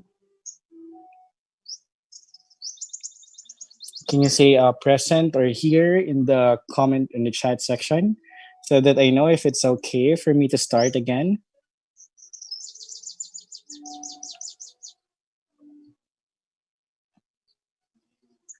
All right, here, Sir Brian from Leyte. No? So this is, we're representing different parts of the Philippines. I hope that everyone is safe wherever you are. Stay home, stay safe, but never stop from learning. Right? Can I hear from others? Right? So, Ma'am Gladys from Baguio. How I wish, sa Baguio tayo lahat ngayon. It's so hot here in Manila. As in, sobrang init. Kaso we can't go outside. Right, so it's already 3 o'clock, so let's resume. So I saw a raise of hand from Vegan, Miss Lizelle. Hello po. Ayan, thank you, Sir Anthony. All right, so let's resume. Let's go to subject-verb agreement, all right? So for us to fully grasp the idea of subject-verb agreement, we need to understand the two most essential parts of the sentence. Because basically, from these two parts natin makikita si subject at si verb, and from there, tsaka natin matitingnan if they're agreeing to each other. All right, so the main parts or the essential parts of the sentence are subject and the predicate. Si noun na usually tinitingnan natin yung subject-verb agreement ay makikita natin or siya yung subject ng sentence and the predicate is the predicate is where the verb can be seen, right? So the subject of the sentence is the part about which something is being said or it's where we can find what's being talked about in the sentence. So nouns, pronouns are usually found in the subject. Okay? So, predicate, there's always a verb in the predicate. No? It's impossible for us to have a predicate without the existence of a verb. Kaya nga sinasabi natin, for us to have a sentence, laging kailangan na may subject-verb agreement. Kasi the sentence cannot stand or the sentence can't be a sentence at all without the subject and without the verb. Okay? So, now that we know the essential parts of a sentence, subject and predicate, let's now go to subject-verb agreement. Okay. So, the general rule or the most basic rule that we need to be familiar with when we talk about subject-verb agreement is to actually know when to add S to the verb or when not to add S to the verb. Okay? We need to watch out of the verb endings because it's actually what's going to tell or it's going to determine whether the sentence is wrong or right. Okay? So I want you to look at these examples. As you can see here, we have here the word singular and we have there the plural. There are two numbers of verb kasi, the singular verb and the plural verb. Right? But for the sake of not confusing you, kasi baka ma-confuse kayo, anong pinagkaiba niya sa singular noun sa singular verb? Kasi po yung singular verb kasi, yun yung mga verb na may S. Di ba yung singular noun, yun yung noun na walang S, no? So it sounds confusing. So I'm not going to refer to verb as singular or plural, no? So gagamitin lang natin yung term na singular at plural sa noun. And then we're just going to refer to verbs as with S or without S para hindi tayo ma-confuse. And I think, the civil service exam will not ask you of, technical terms like this. No? So what makes a sentence singular, plural? What's the difference of singular noun and singular verb? No? So I think what's essential is that we know how to properly apply these concepts and rules to the sentences so we know what to answer in the examination. So I'm not going to refer to them as singular and plural verb for the sake of not confusing you kasi baka mo confuse kayo sa pinagkaiba ng singular noun and singular and plural noun. So I'm just going to refer to them as with S or without S. All right. I hope that's clear. And as we can see here, yung I, yung you, yung kapartner nila na verb ay walk na walang S. Alright? As early as now, I want to establish this rule. Every time that you're going to use the pronouns I and you, we do not add S to the verb. Alright? Wala pong S yung verb kapag gumamit ka ng I tsaka you. We don't add S to the verb. Okay? Nagdadagdag lang tayo ng S sa verb if we are referring to singular subjects like what we see in the presentation now. He, she, it. Alright? These are examples of singular pronouns. As you can see, may S yung walk natin. Kasi pag gumamit ka ng singular noun, may S dapat yung verb. And you can see here singular nouns as well. Joe, which is an example of a proper noun, we add S to walk. So it's Joe walks kasi singular si Joe. And you have here the girl, which is a common noun, and also a count noun, and also a concrete noun. No? So we add S to walk because singular si girl. So the girl walks. And when we go to the next column, you have their plural nouns. We have we, you have you. Because guys, class, you kasi it's either singular or plural. No? Pwedeng you're referring you to one person, like I'm talking to you, to one of you, and I can refer you to all of you. So it's either singular or plural. But nonetheless, when we use you, laging walang S verb. At pag nakita natin dito, we have they walk. No, si they ay example ng plural pronoun. At dahil plural siya, we don't add S to walk. Joe and Maria, we're talking about two people here, two persons. So, we don't add S to the verb walk. Joe and Maria walk. In the next example, the girls walk kasi maraming girls. So we don't add S to the verb. That's the most basic rule of subject-verb agreement. However, hindi lang siya ganun kasimple. Because there are some instances na mako-confuse tayo, na malilito tayo sa elements ng sentences, na may mga exemptions pala dun sa mga rules. Alright? That's why we're going to discuss the different rules later on. Alright? Kanina in our opening activity, we have already established that when we use do, does, did, when we're going to use another verb attached to it, we make sure that we use the base form of the verb. No, I'm just repeating it just to make sure that you're not forgetting it, because most of items in the civil service examination usually place those kinds of items na ganun yung content, no? But additional information in the usage of do and does. So ito siya tamang gamitin. Kapag singular po yung subject natin, like he, we use does. May S yung do natin, which is does, no? So dahil singular yung he. Pag plural, they, we use do. Okay? Kasi madami yun. No? So that's they is an example of a plural pronoun. But let's say I'm going to use my name again, Kevin, and let's say I have my friend Leonardo. Kevin and Leonardo do. Do yon kasi dalawa kami. We're plural. Okay? Or we do because we is plural. Alright? So kapag singular, does. So Kevin does. Leonardo does. Pero kapag plural, Kevin and Leonardo do. Because that's plural already. No? So we use do for that. Now, kailan natin ginagamit si has at si have? Well, kapag singular yung subject natin, yung same rule eh. Kapag singular yung verb, pag singular yung noun, nagtatapos yung S sa verb. Nagtatapos yung verb sa S, sorry. So, singular yung she, so nagtatapos sa S yung verb, so has yung kapartner niya. Kapag plural, we use have. So again, let's use the same example. Kevin has.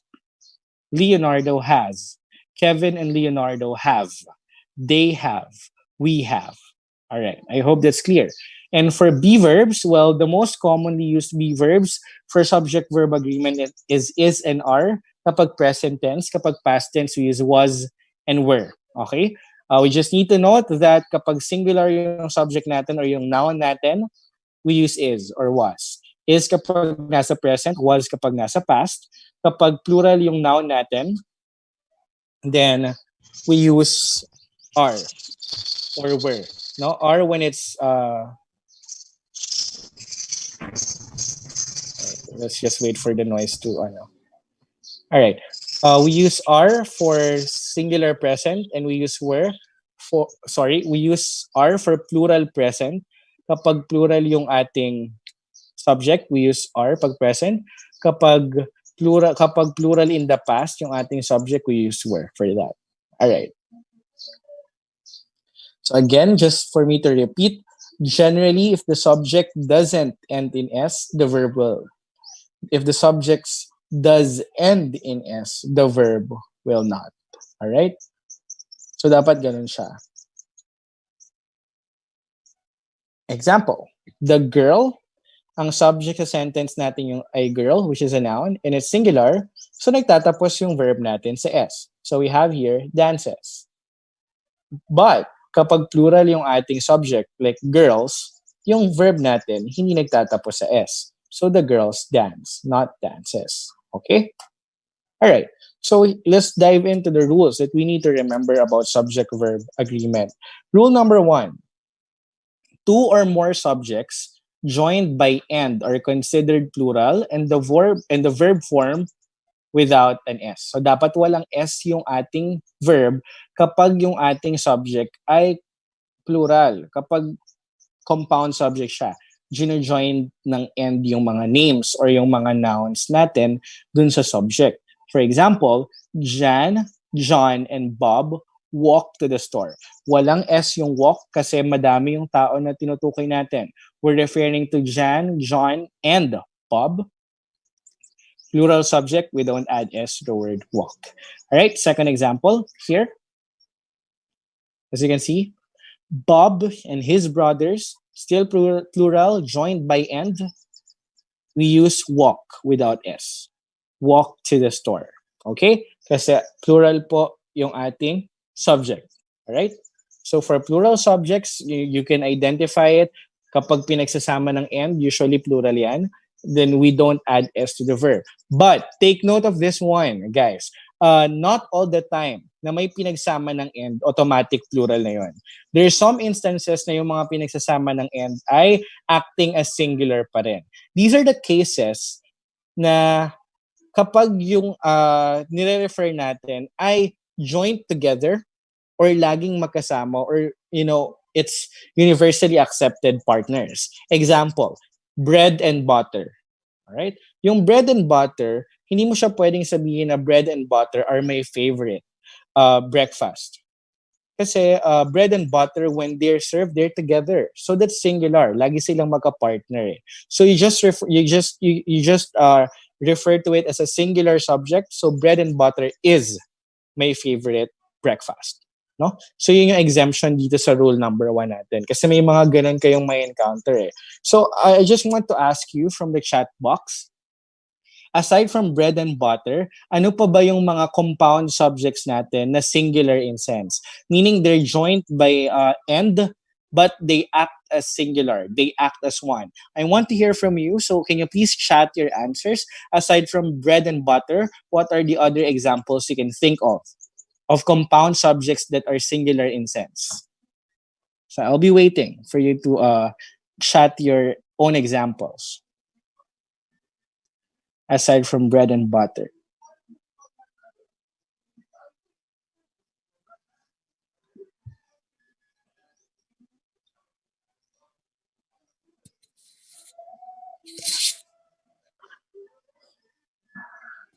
What are the things that are usually partnered together, and even though they're connected by and, we just refer to them as singular? Usually kapag mga tao na joined ng and, automatically plural na yan, no? Pero kapag mga objects, pagkain, joined by and, then it's not sometimes we need to look carefully para malaman natin if they're singular in sense or they're really acting as a plural. So can you think of examples? Do you have examples?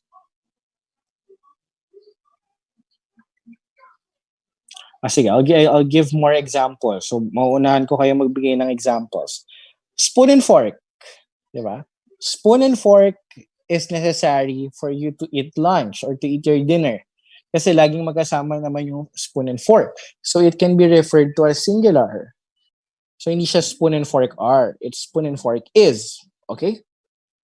So there's another example from me. How about you? Can you think of your own examples? I'm waiting.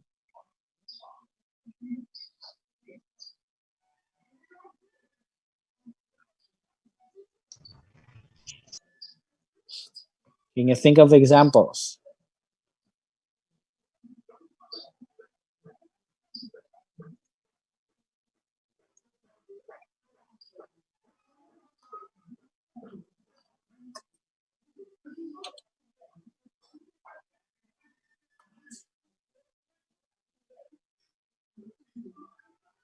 Right.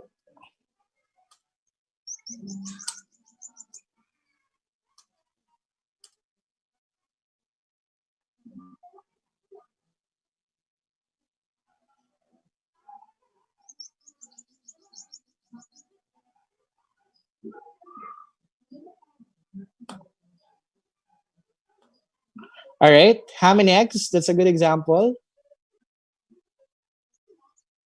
Aside from ham and eggs, diba? It's usually served together. Pag masyashal, no? Bacon and eggs, no? Cookies and cream. That's a good example, actually. Thank you, Sir Anthony. Thank you, Sir Brian. So, yan yung mga gino-joined ng end, pero singular pa rin yung sense, no? All right. Thank you for those examples. All right. If a subject is modified by the words each and every, the subject is singular and will take a verb that ends in S. Okay? So basta lumabas sa sentence natin yung each and every, automatically that's a singular. That's singular. So we're going to use the verb with S. All right? Take a look at the first example. Each boy and girl, kahit boy and girl yan, nakakita tayo ng end, no? Boy and girl, dahil gumamit ka ng each, that's going to take a verb with S. So each boy and girl, kahit boy and girl, again, dahil gumamit ka ng each, walks to the store. May S yung walk natin. Alright. Try to answer the second example. Every person and animal blank the right to leave. Alright? We use the same verb. The verb that we're going to use is walk. Now, identify, drop your answer in the chat. Is it walks or walk? We use the word every. So the verb there should be walks. That's right. No, tama si Sir Brian. Dapat po walks kasi gumamit ka ng every. Every time that you're going to use every and each, dapat yung verb natin ay may S po. No? Thank you. All right. Sorry. In this case, have yung verb natin, every person and animal have the right to live. No? Sorry, it's not walk pala. I'm very sorry for that. But so it's actually wrong. No? Dapat every person and animal has the right to live. No, let me change this PowerPoint presentation kasi gumamit tayo ng every. And basta gumamit ka ng each and every, dapat singular siya. So give me a sec. So this one should be has, okay? Kindly take note po, no? Baka po malito yung iba. It should be has because we use every.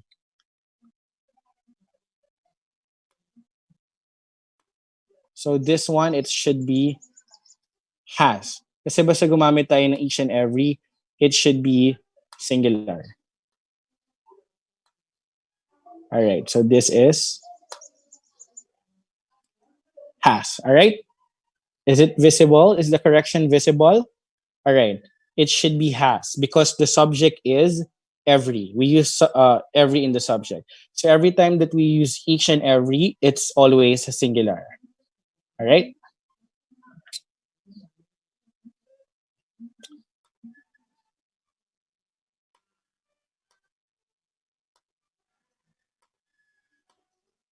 All right.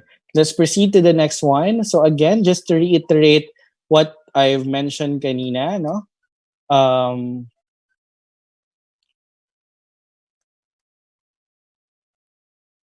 compound subjects joined by end. If there are two or more subjects joined by end, the subject must be plural.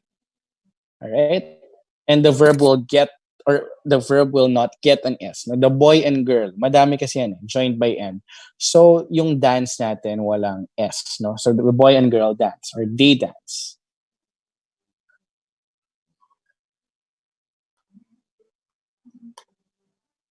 All right. Rule number 3.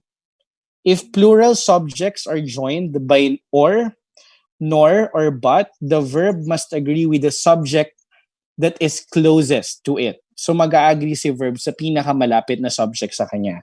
Alright? So in the first sentence, we have there, either Bob or his brother walks to the store. Alright? Kahit may Bob tayo at may his brother, so we're referring to two people, dahil gumamit tayo ng or dun sa sentence, mag-a-agree si verb natin na walks sa pinakamalapit sa kanya, which is brother. Okay? So you can see here, brother is singular. So we're going to use the verb walk with S. Alright? Is that clear? Mag-a-agree lagi si verb sa pinakamalapit na subject every time that we use or, nor, or but. Okay? Alright, so let's try to answer the second one. Neither Bob nor his brothers blank to the store. All right. So this time we really use the verb walk, no? So it's either walk or walks. No, I want you to help me out with this one. Drop your answer in the chat section. All right. So from Sir Brian, who is very participative, and Sir Anthony also, Ma'am Mildred. All right. It should be walk. Kasi nag-agree tayo sa his brothers, which is plural. No? Thank you, Ma'am Lizelle. Thank you, everyone, for answering to this one. How about the third example? Not Bob, but his brothers walk or walks to the store. All right, so walk from Sir Anthony.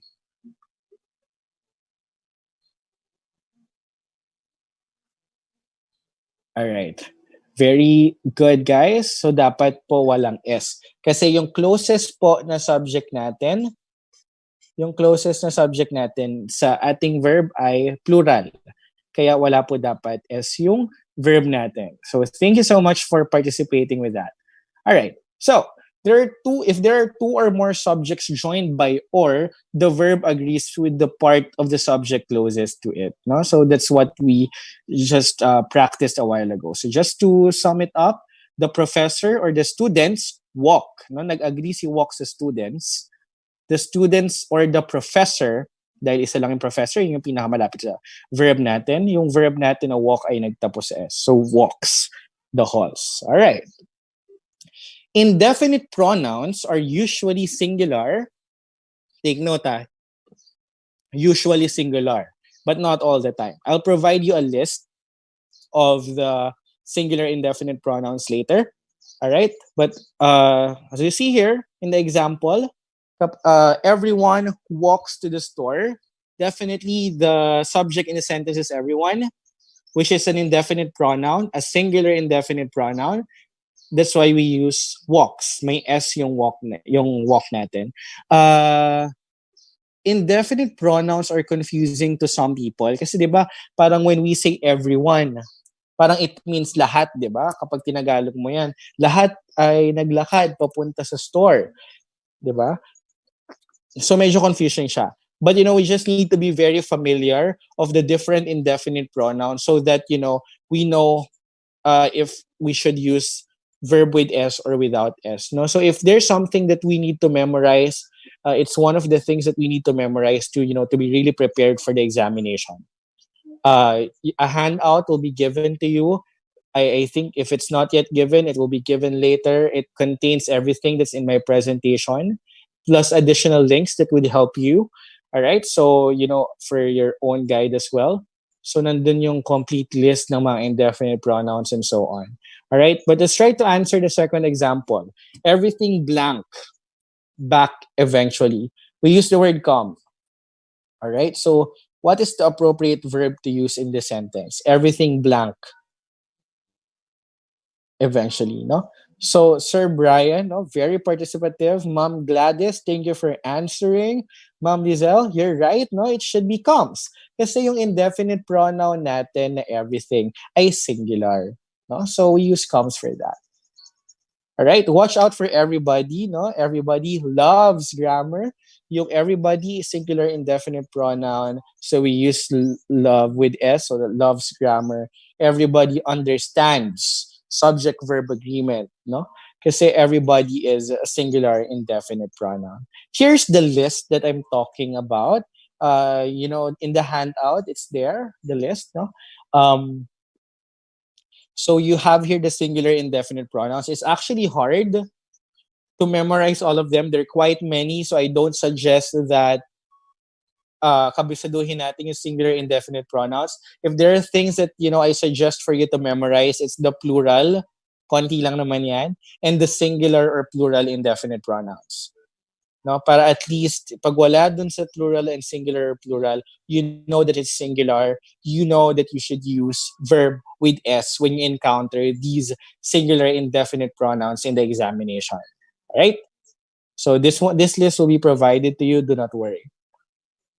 You may take a screenshot as well of this, no? If you feel more comfortable of having a copy right now. All right. Rule 5.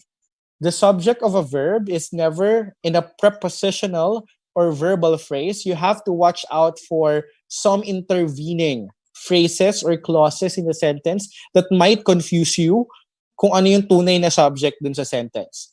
Therefore, you must isolate the phrase and find the proper subject.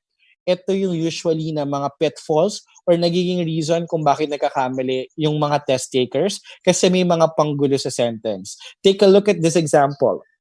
The mother duck, with all of her little ducklings, walks to the store. This sentence is correct, okay?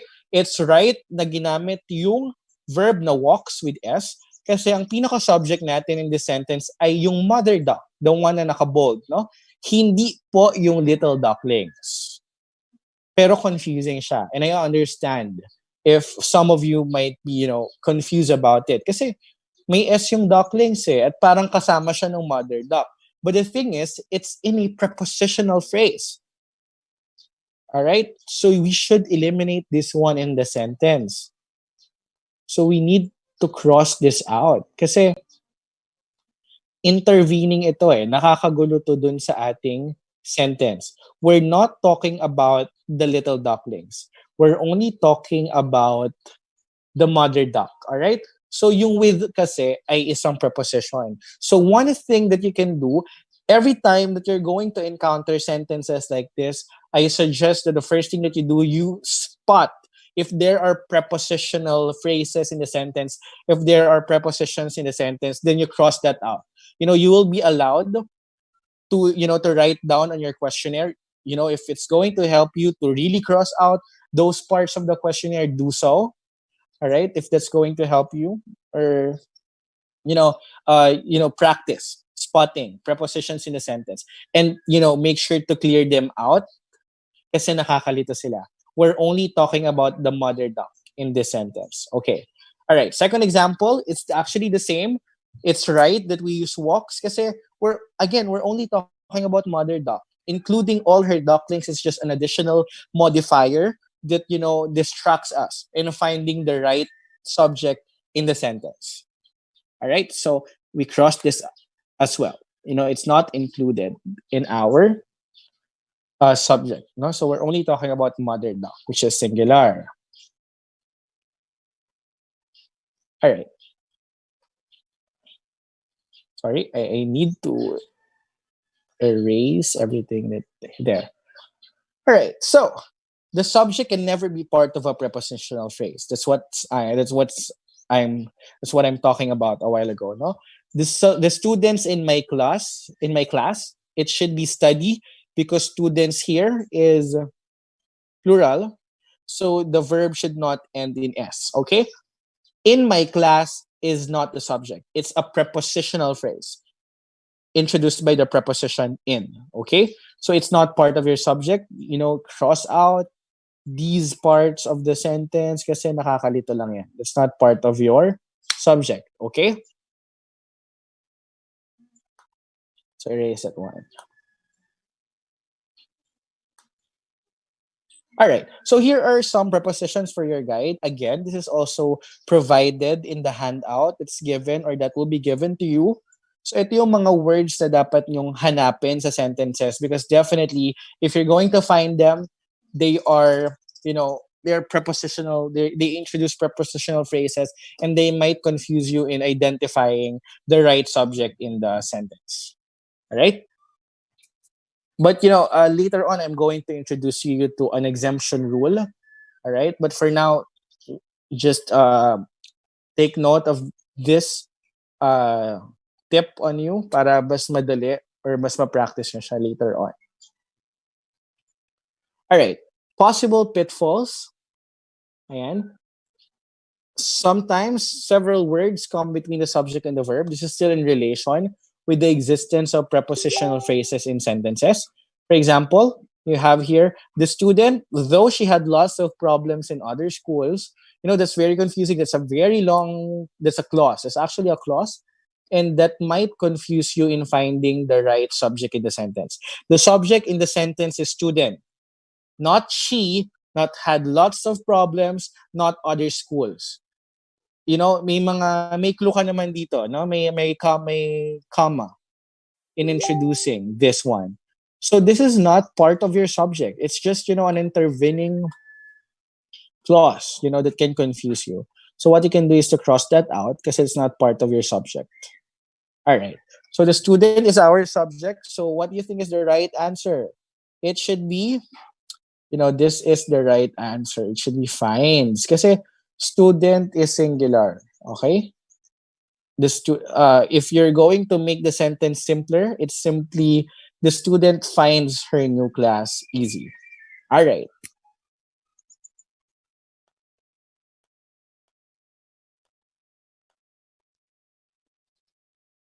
Let's proceed to the next one.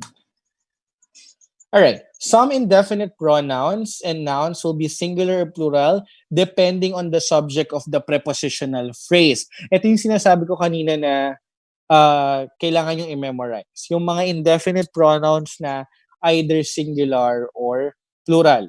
Ngayon, I know I've mentioned na yung mga prepositional phrases dapat i-eliminate, dapat i-cross out mo sa sentence except may exemption tayo. Ito yung sabi kong some exemption rules.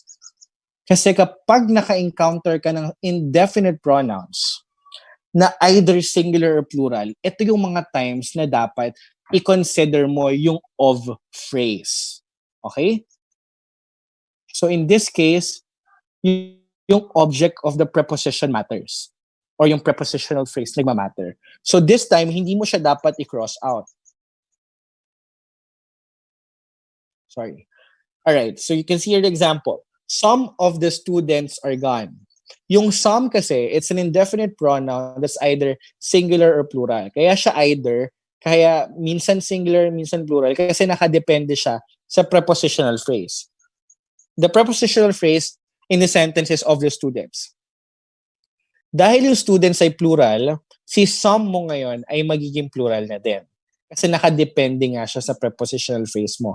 Yun yung either singular or plural na indefinite pronoun. So you're going to use are for that.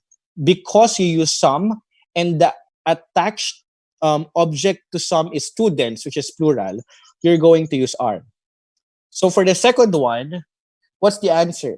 Some of the cake blank gone. Is or are? Drop your answers, all right? we have from Sir Anthony is from Sir Brian, from Ma'am Mildred is, thank you for participating, you're right. Is na yan. Kasi yung sum natin, nakadepende siya ngayon sa cake. Eh yung cake natin is not ending in S. Alright? So, you're going to use is for that. Because, some cake is singular. Alright. Paano kapag walang prepositional phrase? Let's say some lang. Some blank, let's say we're referring to students, no? Some blank present, is or are. Walang of phrase.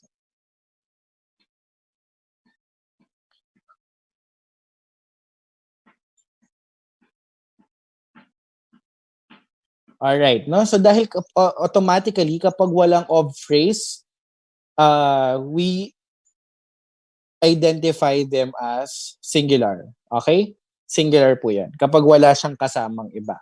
For example, all. Yung all example din siya ng indefinite pronoun. Eh. Familiar ba kayo sa movie na Three Idiots? Di ba ang very famous line doon, all is well. Yung all doon singular lang, gamit is well. Kasi yung all ay wala namang attachment, wala na prepositional phrase. Pero let's say, all of the lights blank open. Is or are yun? All of the lights blank open. What do you think is the answer for that? All of the lights blank open. Alright, thank you. Are na yun, no? Kasi yung all na either singular or plural, ngayon, na-attach siya sa prepositional phrase na lights, which is plural. So we're going to use are for that. Thank you for participating. Nakakatuwa. Alright, let's answer the last sentence. The mother duck and all of her ducklings is or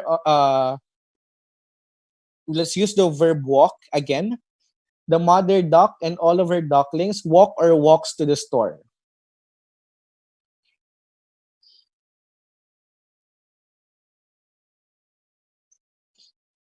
All right, let's see.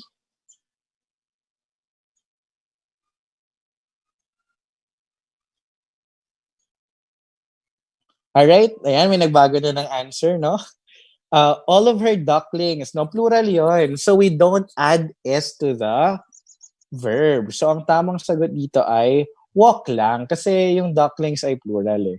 Medyo nalito tayo. It's fine.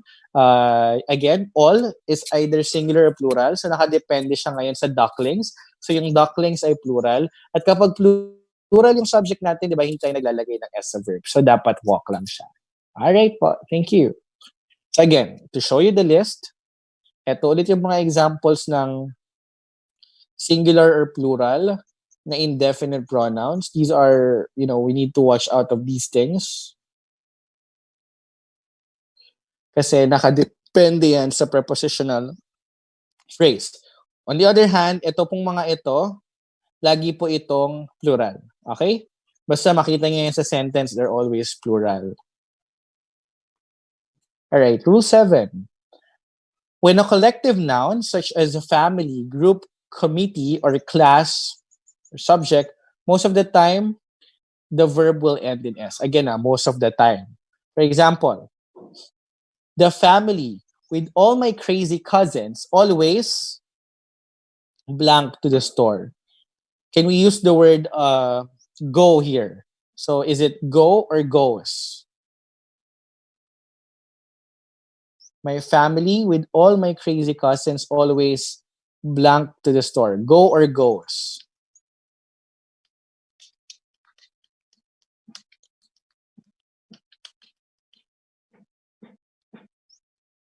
Right, I'm waiting for your chat. All right, we have goes from Sir Anthony, from Ma'am Lizelle, from Sir. All right, it's unanimous goes. Okay, you're right. It should be goes talaga, no? Kasi family, it's singular in sense, no? It's a collective noun. So dahil singular siya, we use goes for that. All right, second one, the committee, blank with the right decision. The verb is come up. Should it be come up or comes up?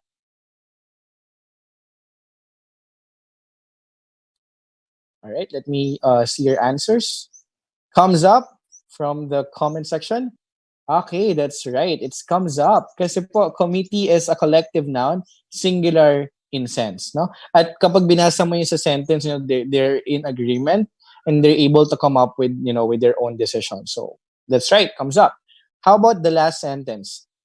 The staff is or are in disagreement about the new policy. Staff is an example of a collective noun as well.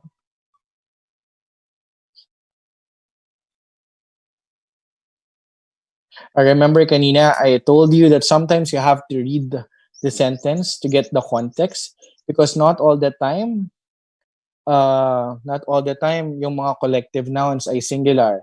May mga instances na nagiging plural sila. I'm not saying that it's the sentence, but we'll see. All right. From most of you answered is. On the other hand, Sir Anthony answered are. 5 lang ba tayo dito at kayong 4 lang nagre-recite lagi? Anyway, the correct answer for this one is are, no? Are po yung sagot dito. A staff is a collective noun. Most of the time, it's singular. Pero we have to take note of, as I've mentioned, we need to read the sentence properly. I want to highlight this part. It's mentioned here in disagreement. Okay? So, ibig sabihin, even though they're collective, hindi sila nakakasundo. They're not united. So, ibig sabihin, they're acting individually because, they have the single opinions and so on. All right? So, they're in disagreement. That's why we used are in this sentence. No? Give me a thumbs up if that's clear po. No? Sometimes, you really need to read the sentence. Okay? Because sometimes it's the context or it's the meaning of the sentence that would tell you if it's really singular or plural. This is an exemption to the rule. Again, very rare yung mga ganitong cases, no? But sometimes nagsasama pa rin ang mga ganitong items na mga confusing panggulo to really test you how knowledgeable you are when it comes, to English grammar and so on. All right? So, are po yan. But let's say they are in agreement. The staff blank in agreement about the new policy, then is yon. Kasi walang problema. They're acting as one.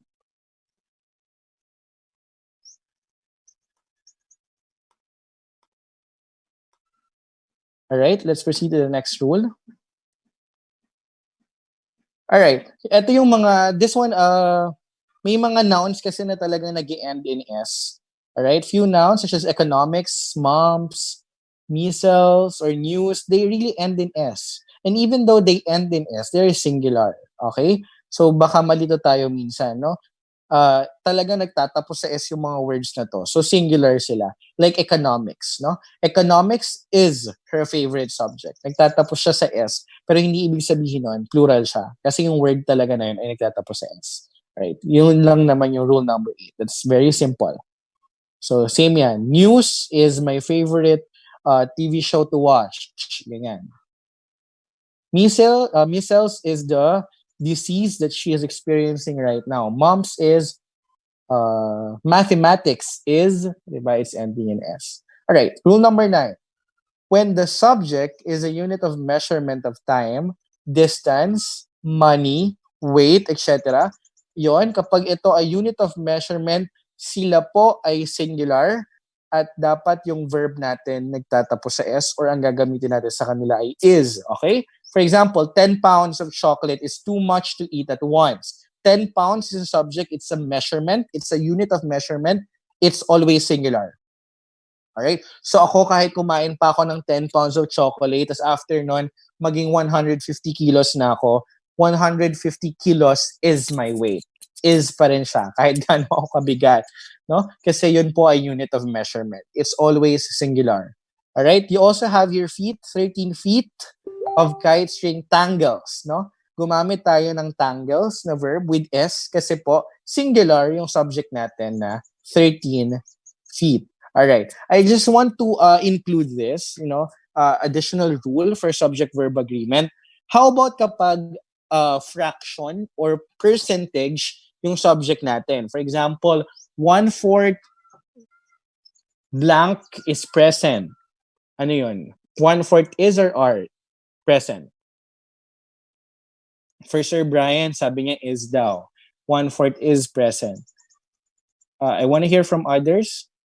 Baka pwedeng makarinig tayo kay Miss Gladys, kay Ma'am Mildred. Alright? Alright, so most of you got it right. Is siya. No? Kapag fraction or percentage, like 1/4 is present. 25% is present. Lagi siyang singular. Pero, same siya ng rules sa mga singular or indefinite pronouns. Kapag may kasama siyang of phrase, kailangan natin i-take note kung yung kasama ba niyang object ay singular or plural. So kapag ang sentence ko na ay 1/4 of the students is or are present, nagkaroon na ako ng of the students. Ano na yung dapat kong gamitin? Is or are? Are, alright. That's right, no? Kasi dumidepende ka na ngayon dun sa of the students. No? So, ganun yung gagawin natin kapag yung subject natin na fraction or percentage may kasamang of phrase. Titingnan natin kung singular or plural ba yung of phrase. Another exercise. 25% of the cupcakes has or have been sold. 25% of the cupcakes has or have been sold. Alright, correct, no? Have po tayo. Kasi plural na yung 25% doon. Kasi naka-attach siya sa cupcakes, which is many. How about this one? 50% of the cake has or have been sliced. 50% of the cake has or have been sliced. Alright, very good. No? Has yun. Kasi yung of the cake, yung cake ay singular. No, so gagamitan natin siya ng has. No, I am happy no na tama yung mga sagot natin do sa chat box. You know, it gives me hope and it gives me positivity na talagang, you know, surely later on after the quarantine or after this COVID crisis, you will be able, you know, to be certified, to be eligible of your civil service. I'm very happy. All right. In a question or in a sentence that begins with there or here, the verb often come before the subject. Okay? So, hindi po natin subject yung where, what, which, there, no? Ang subject po natin usually nahuhuli, no? Kapag ganyan yung mga format ng sentence. So, nasa dulo yung subject. So, where is my sweater? The subject is sweater, so gumamit tayo ng is kasi singular naman yung sweater. So, let's try to answer the second sentence. There blank my sweaters. Is or are? Alright. From Ma'am Gladys, are. From Ma'am Mildred, are. Brian, are. Sir Anthony, are. Tama po kayo, no? There are my sweaters. Kasi ang plural, ang subject natin ay plural, which is sweaters. So this are. Yeah. Alright. Sometimes the subjects will come after the verb. Alright? In questions or when sentence begins with there or here, no? Why is he falling asleep? Is kasi yung he ay singular. Why are they falling asleep? Are kasi yung they ay plural. There is no excuse for such behavior. Is kasi yung no excuse ay singular. There are no excuses for such behavior. Are kasi yung no excuses ay plural. Alright, rule number 11. You know, we just have 13 rules. So, konti na lang, then we'll have, you know, exciting exercises. The verb must agree only with the subject. May mga ganito kasing case, no? Look at the example. The biggest problem we face is all the squirrels that have rabies around. Alright? Ang pinaka-subject ang subject natin dito ay yung biggest problem. Baka kasi ma-confuse tayo sa we face, no? It's, you know, sometimes we really add intervening clauses dun sa mga sentences natin. But, you know, to be able to ace the examination, ang kailangan lang natin gawin is to really partner the noun to the verb or the pronoun to the verb. Kasi for example, we face. Para maging grammatical lang isang clause or ang isang sentence, dapat tama yung partnering ng subject niya or ng noun at ng verb. So yung we, plural siya, so gumamit siya ng verb na face, which is walang S. So na-establish na yung agreement nila. So, hindi niya siya kailangan pakialaman, no? So, ang subject natin dito ay yung biggest problem, which is singular. Kaya gumamit tayo ng is. Alright, number 12. Gerunds or yung mga words ending in ing na ginagamit natin as subjects ay singular, of course. Kapag isa lang. Pero kapag madami, then plural. Then plural. Gagamit tayo ng verb na walang S. So example, running with ducks, blank, my favorite sport. Ang sagot dito ay is. Kasi running, isa lang naman yung gerund. Yun yung subject natin dun sa sentence. So we use is for that. How about for the second example? Running to the store and flying through the air is or are my favorite sports. What do you think is the answer for that one? Right? Hopefully, di naman tayo nagkukopyahan sa chat box, no? I trust and I believe na alam niyo talaga yung sagot. Alright, so that's R. Kasi dalawa yung ating gerund, no? We have the running and we have flying. So dahil dalawa na yan, plural na yan. So R yung tamang sagot. Thank you, guys. Alright, 13. When using who, that, or which, you must look at the noun these pronouns are referring to in order to determine whether the subject is singular or plural, and we'll have a verb ending in S or not ending in S. All right. The girls who eat cake are happy. So, ang tinutukoy ng who dito ay yung girls. So, alam naman natin na yung tinutukoy nga ay plural. So, hindi tayo nagdagdag ng S dun sa eat. So, the girls who eat cake are happy. All right, the next sentence, can you please share to me your answer to this one? The girl who blank cake is happy. All right, tama po. No, eats na to. Ang bilis ng response rate. It's very it's amazing actually. All right, thank you for participating. Well, all right, so those are the rules of subject-verb agreement. So technically, yan yung mga may encounter natin in the examination when you take the exam. All right. So now, can we have final exercise before we come this to the end? Medyo mag-exceed tayo ng 4 when we do the exercise. I hope we can extend a little more. No, hindi rin naman tayo nakapag-start on time.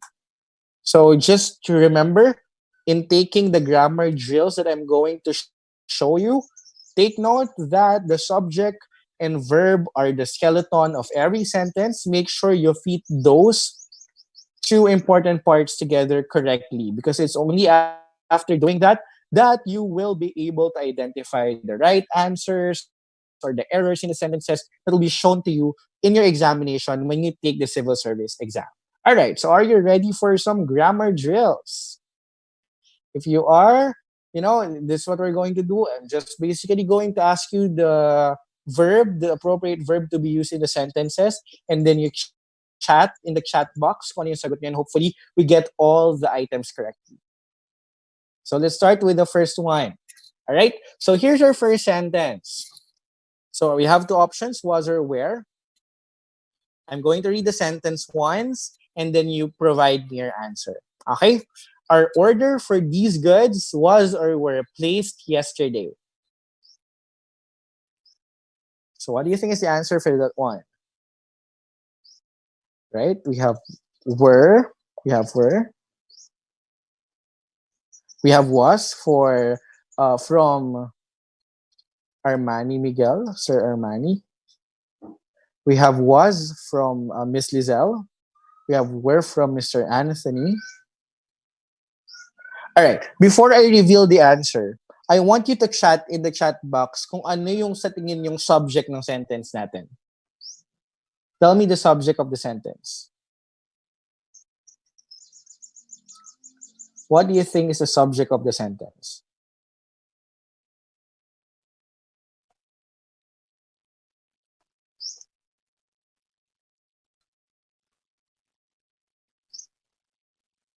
Right? One answered goods. Yung iba, do you have other answers or you have the same answers?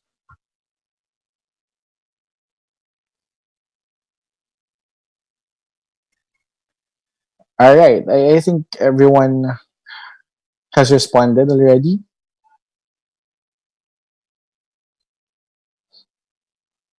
For the one or for those who answered is kanina or was kanina. What's your subject? Someone answered was. Anyway, all right. So the correct answer for this one is was. Why was? All right, guys. The subject of the sentence is not goods, okay? Just like I've mentioned what I've mentioned a while ago, this is a prepositional phrase. Alright? So again, when you encounter, kapag hindi naman siya fraction, kapag hindi naman siya singular indefinite pronoun na pronoun, then hindi nagmamatter yung of phrase natin or yung for phrase natin or yung preposition. So we eliminate this one. This is just an additional statement. It's an intervening phrase or clause. So in this case, the subject is our order. Okay? So we use the word was kasi po singular yung order. Okay po yun? So you have to watch out for prepositional phrases. I've given you a list a while ago in the handout. You can review it. Make sure that you are able to spot them in the sentences that you're going to encounter later and in the future for you to be able to really identify the real subject in the sentence and so that you will not be confused when you take the examination. This is a common pitfall, and most of the items in grammar are revolving around these kinds of sentences. So we have to be very careful about it. Okay? All right. So sige, let's apply what we've learned from that previous sentence to the second one. So tell me your answer for this one. The mislabeling of sizes, especially in such articles as hats, blouses, and stockings, is or are most annoying to our customers. So drop your answer in the chat box. Is it is or are? We have R from Sir Anthony.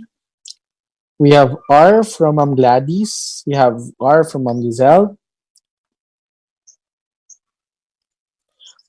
R from Sir Armani. R from, is it Miss or Sir Mildred?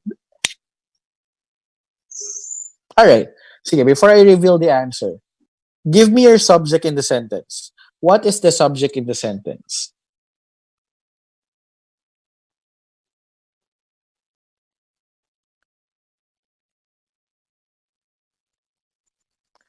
All right. Someone answered sizes. Two answered sizes.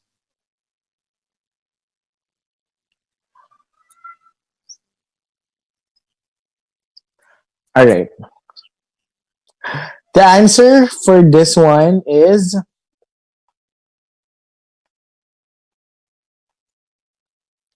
is. Is po, no? Bakit is yung sagot natin? Guys, our subject is not sizes. This is a preposition again. Of. Again, everything that comes after the preposition, we eliminate it. It's not part of our subject, okay? So our subject in the sentence is not sizes, not articles, not hats, not blouses, not stockings.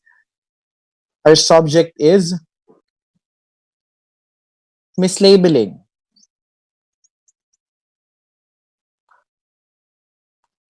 Our subject is mislabeling, which is singular. Kaya gumamit po tayo ng is na verb. Okay? Again, prepositional phrases like of, yung mga ganyan. Now, we have to watch out for those kasi lilituhin talaga tayo. Yan. We need to be very vigilant of these intervening clauses or phrases in the sentence. Our subject is mislabeling, it's singular. We use is. Kapag tinagalog kasi natin yan, ano ba yung annoying sa mga customers? Yung sizes ba yung annoying? Yung articles as hats, blouses, and stockings ba yung annoying? Hindi naman yun yung nag-a-annoy sa kanila eh. Ang nag-a-annoy sa kanila ay yung mislabeling. Right? Diba? Even when we Tagalize it, when we translate it to Filipino, it will give us the idea that we're really talking about mislabeling in the sentence. Therefore, that is our subject. Okay? So, is that clear? Can I get a thumbs up or a like sign if that's fine? If that's understood before I proceed. All right. Thank you, Ma'am Gladys, for the feedback. Right. So we have to watch out for those. Thank you for the smiley, Sir Armani. I don't know what that smiley means. I hope it's like I hope it's a thumbs up or something. Or baka sarcastic si sir, I don't know. Thank you. All right. So we have to take note of those things. All right? Prepositional phrases. Again, nagmamatter lang po yung of phrase natin kapag naka-attach siya sa indefinite pronoun na either singular or plural. Yung examples nun kanina ay yung all, some, at saka kapag naka-attach siya sa fraction or percentages. Oh, I have to delete this for a while. All right. So here's another sentence. The most favorable period is or are the 3 weeks of the year. Ayan. So I want you to think first, no? To really analyze the sentence first before dropping your answers. What do you think is the answer for this one? Is or are?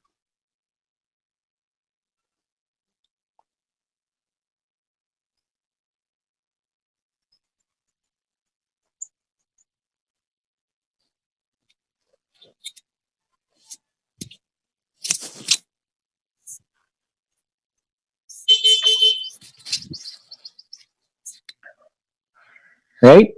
Hala, baka nahiya na magsagot yung iba. You know, it's okay to commit mistakes po, no? It's totally fine. Actually, you know, I embrace mistakes, errors in my life. It's actually through committing mistakes that we remember well. No? So, mas maaalala natin yung tama kapag nagkakamali tayo. So, mas may impact siya sa atin. So, pagdating ng exam, mas alam natin. So, it's fine. You know, just drop your answers. It's fine if it's wrong.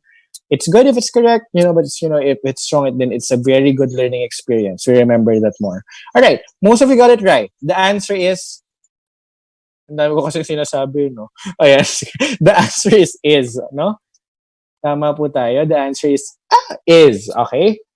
Ang subject natin sa sentence is, can you please drop the subject in the chat box? At bakit natin na-identify yung sagot na is? Kasi ang subject natin ay yung favorable period. Thank you. Tama po. Yung period po. Favorable is an adjective attached to the period. Okay po? So, yung most favorable period is an example of a noun phrase, yung diniscuss natin kanina. But our main noun is period. Okay po? And period is singular. Okay? So, we use is for that. Yung 3 weeks of the year po, I know that marami yung 3 weeks of the year. Nonetheless, hindi kasi siya yung subject natin sa sentence. Kumbaga, description lang siya ng subject natin na na-present na earlier. Most of the time po, subject comes before the verb. So, yung po kasing 3 weeks of the year, nahuli po siya, nauna po yung period. So, period po yung subject natin for this sentence. Nahuhuli lang po yung subject natin or napupunta lang po siya after the verb if the sentence is a question and if the sentence starts with there or here. Okay? So, yun lang yung mga cases. Later on, may example pa ako for that, for us to understand further. But let's try to answer the second sentence. Right? The main advantage of the new filing cabinet is or are the 5 full-size drawers. So, what's your answer for this one? Is or are?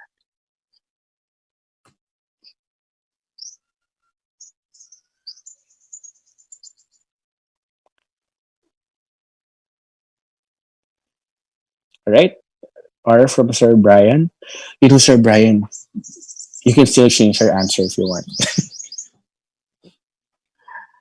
We have is from Ma'am Gladys, is from Sir Anthony, is from Ma'am Mildred, is from Miss Lizelle. All right, thank you po. You're right, no? It's is. What's our subject? Sige nga, kung tama talaga tayo, what's our subject in the sentence?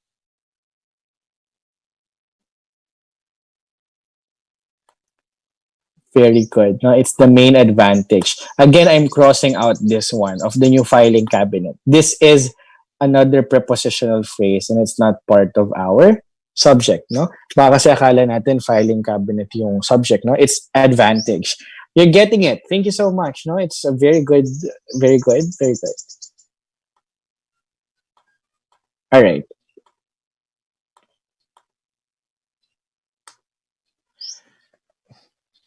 Here, buy now and pay later is or are the philosophy of many Filipinos.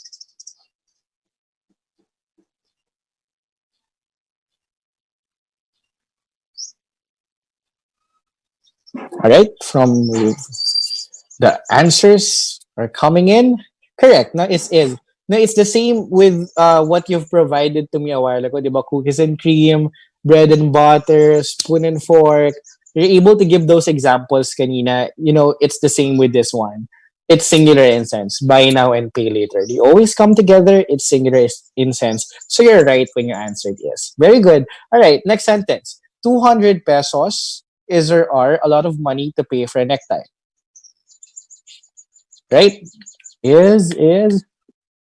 All right. I'm very happy with the answers. You're right. It's is.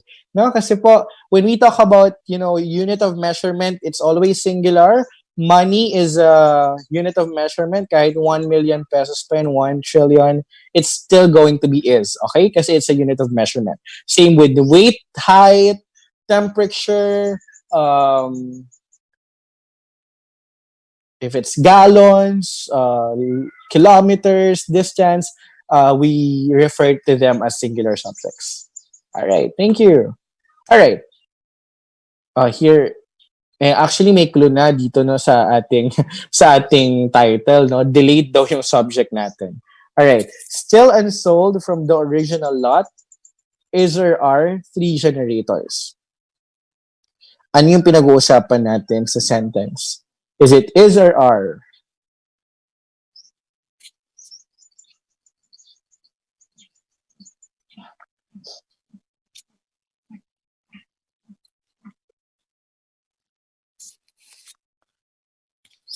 So what's your answer for this one? So, pinag-iisipan, no? That's good.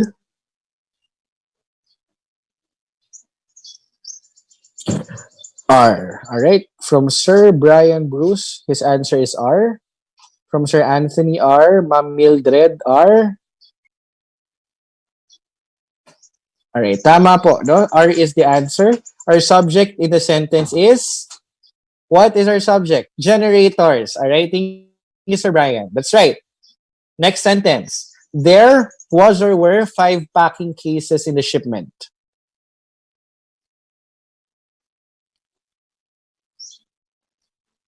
All right, we have were from Sir Anthony, were from Sir Ma'am Gladys, Sir Brad. All right, mabilis po. Thank you. Your answers are were. Ano? Were po ang sagot ng karamihan. You're right. It's were because our subject is, what's our subject in the sentence? 5 packing cases. 5 packing cases. Thank you, Sir Anthony. That's right. Okay. Ayan na, puro tama na so far. Yung streak natin, hindi na nagkakamali. All right. Here we go. The committee was or were unable to agree among themselves. We have were from Sir Anthony, were from Sir Brian,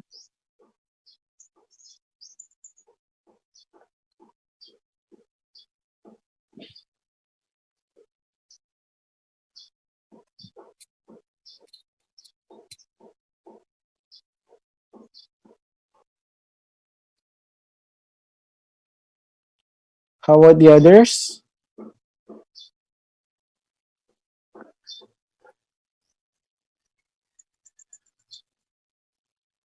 All right, sige. I'll reveal the answer now. The answer is were. You're right, no? What made you think that the answer is were? Okay, committee. What's wrong with committee? Di ba committee is a collective noun which is most of the time is singular? So singular siya dapat. Pero bakit ang sagot ay were? What is the clue in the sentence that tells us that we should take committee as plural? All right, thank you, Sir Armani. Unable to agree. Okay? Unable to agree. All right. There you go. We're learning. No? So, it's good, no, that we are applying what we've discussed a while ago, and it actually it means that you really remembered the exercise that we had a while ago. So let's answer the second one. The staff has or have no authority to act. Is it has or have?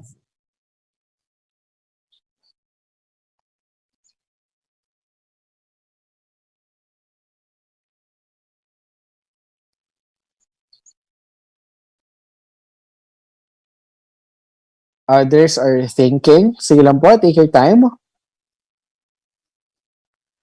We have Sir Mildred have, Sir Brian has, Sir Armani has. All right. So the subject in the sentence is staff, which is a collective noun. It's most of the time singular, and in the sentence, wala namang sinabi na nag-aaway sila, na hindi sila nagkakasundo, that they're not agreeing with one another. In fact, pare-pareha sila. They're united na walang authority to act. Pare-pareha sila. So the answer is has. Okay, that's very nice. Thank you, thank you. Got it right. All right, number 6. Mr. Royo with his lawyer is or are going to the court this morning. Watch out for prepositions.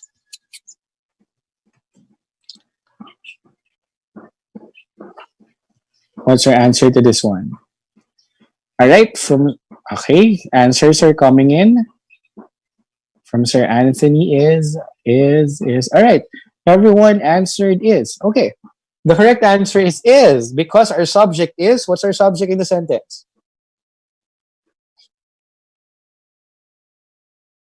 Kanino nag-agree si is? Mr. Royo, that's right. Hindi doon sa lawyer. No? Again, with his lawyer is an additional comment in the sentence. It's just a comment, no? Hindi siya part ng subject natin. And it's introduced by the preposition with, no? So it's a prepositional phrase that should not matter. Okay. Mr. Arias, together with his wife and 2 children, was or were seen boarding the train. Mr. Arias is my professor in college. Share ko lang. All right, we have were from Sir Armani. We have were from Sir Brian.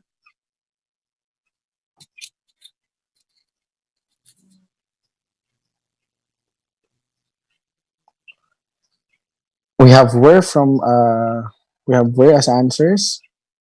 Was from Ma'am Lizelle.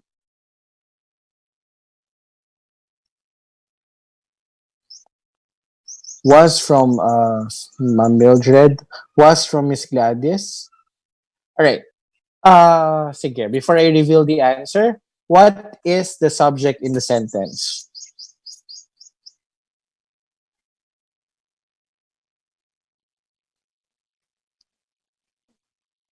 Arias po, no, hindi po Aries. It's mine. It's just a typographical error. All right. May Arias. It's fine. All right. Our subject is Mr. Arias, which is singular. Again, together is another prepositional phrase. It's another prepositional phrase. So it shouldn't matter in the sentence. It's just an additional statement here. Kahit isama niya, kahit 100 pa yung anak niya, at kahit 5 pa yung asawa niya na isama niya, if it's introduced by the word together, enclosed, in commas, it's not part of the subject. All right? Our subject is Mr. Arias only, so the answer is was. Okay po? Is that clear? All right, thank you. Tara, may pa-noted si Sir Anthony. All right, okay from Sir Brian. All right, thank you so much po. Sige po, we'll proceed to the konti na lang to, no? We're already past 4 o'clock. All right, negative explanatory phrase.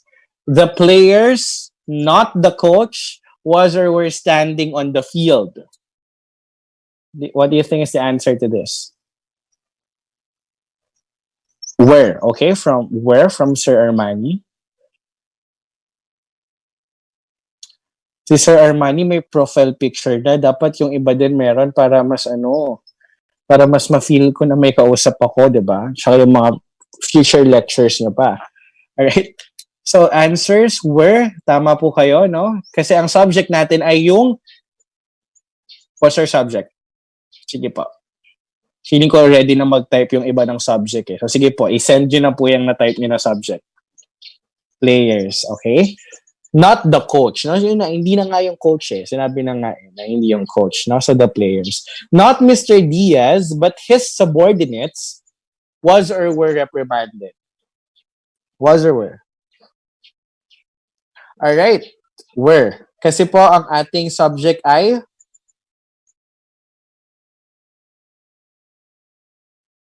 ano po ang subject natin? Subordinates. Alright, thank you. Tama po.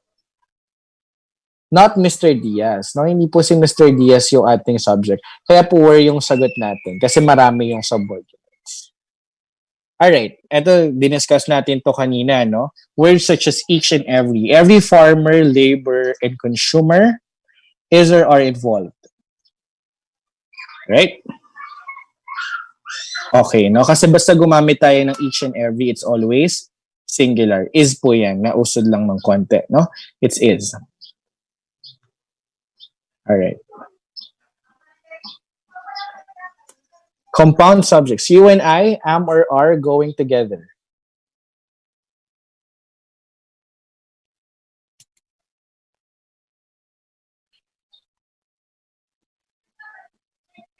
All right, it's are. It's a compound subject joined by and, no? So that's plural. So we use are. Either the debtor or his co-singers is or are required to be present at the meeting.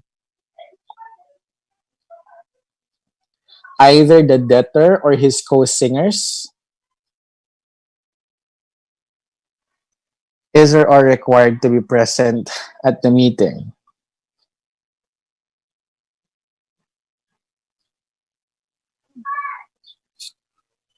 Alright. So, I think medyo confusing itong item na to, no? The answer for this one is are. Again po, pag gumamit tayo ng or at nor sa sentence, nag-a-agree po yung subject natin. Tama si Sir Anthony. Nag-a-agree po yung verb natin sa closest subject. Yung katabi po ng ating verb na are ay co-singers. Okay? So, yun po ay yung pag-a-agree na subject, which is plural. No? So, gagamit po tayo ng are. Sir, what if ganito yung sentence? Neither of them, either of them. Walang mga or nor. Kapag gumamit ng neither at either sa sentence nang walang kasamang or at nor, automatic po, it's a singular indefinite pronoun. So, dapat neither is, no? Or either is. Either of them is. Neither of them is, no? Kapag walang or at nor. Pero kapag gumamit tayo ng or at nor sa sentence natin, mag-a-agree po si subject doon sa pinakamalapit. Mag-a-agree po si verb doon sa pinakamalapit na subject. In this case, ang katabi po ng verb ay yung co-singers po, which is plural, kaya gumamit tayo ng are. Is that clear po? Alright, thank you. Ayan, naka-like sign na si Sir Armani, di na happy face.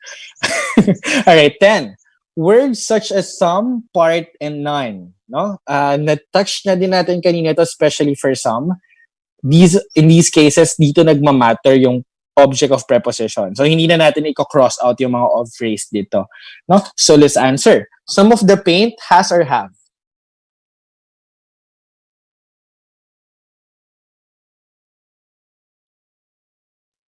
Some of the paint has or have been stolen. Right?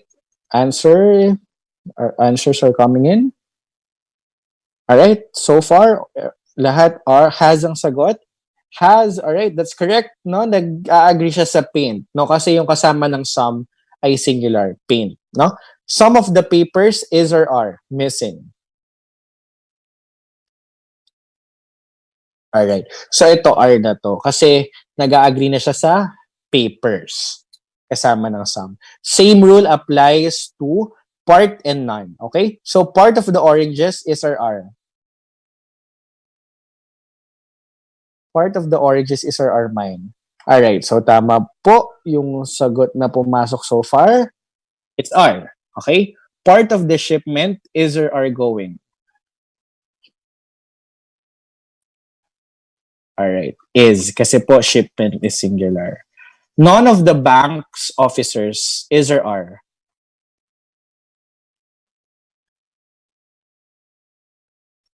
Right. Okay po. R. All right. Thank you. Last na to for the exercise. I just want to add this one kasi wala siya dun sa 13 basic rules of subject-verb agreement. Sometimes, ginagamit natin as subject yung a number or the number.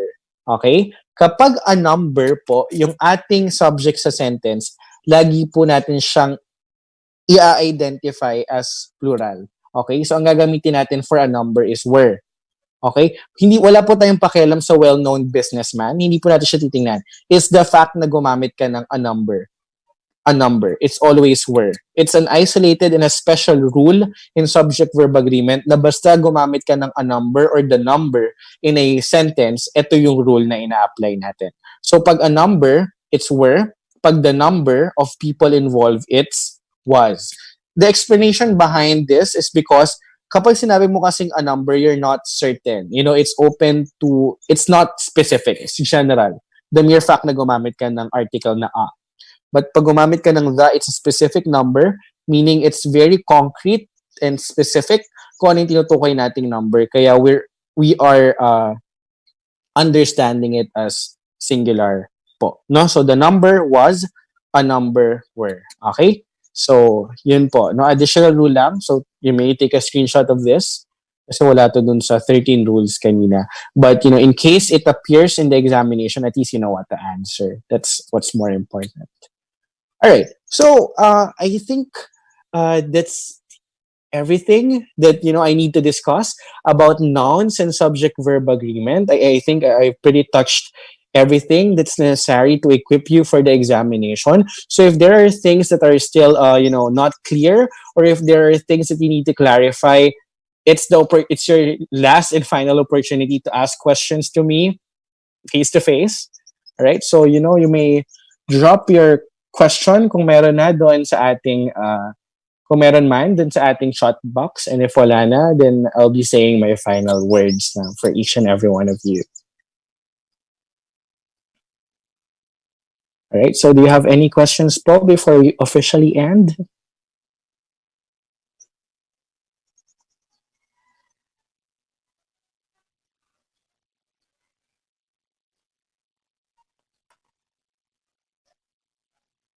All right, no questions though, po.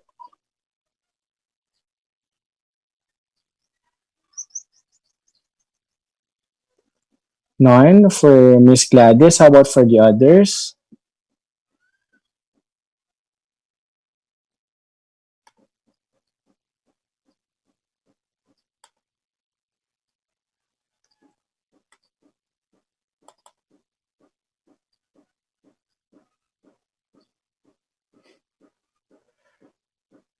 Yes.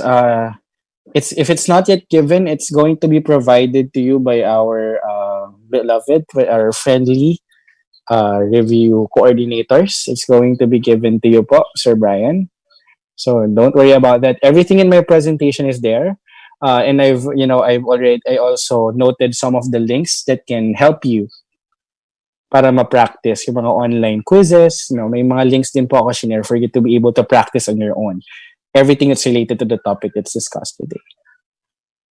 All right, so I think wala naman ng question. So I would like to take this opportunity to really thank everyone for staying with me for 3 hours.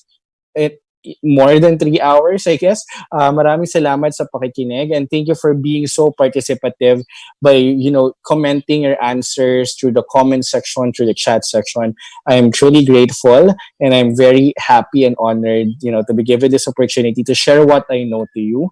I would like to extend my help further. So, if you have any questions na may isip nyo in the future, or may encounter kayo in the exercises that you're going to encounter online, do sa mga binigay ko na links, at kung may gusto kayong itanong, I'm searchable online.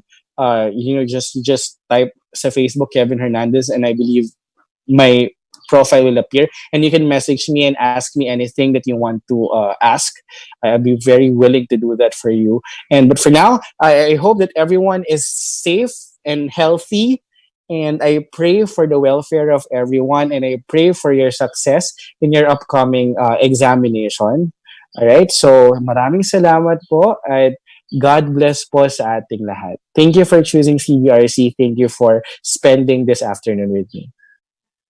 Thank you po, Sir Kevin, and congrats po. Ma'am Judy, Thank may you, sir. announcement ka po ba? Ma'am Judy? Ayan, sige po. Hello. Narinig na po ako, sir. Yeah, medyo ano lang po, ma'am, medyo nawawala lang. Basta yung handouts naman po provide sa kanila yon, may schedule po sila about. So, sa mga nagtatangin, of course, yun po sa process nila. So, sa mentor na lang po nila, ma'am, meeting po yun. Yes po. Okay. Also, para po sa feedback, pakisenda lang po sa mentor nyo and sila na lang din po bahala mag-send sa head po natin na si Ma'am Jude. And ayun lang po, thank you po sa Again, thank you so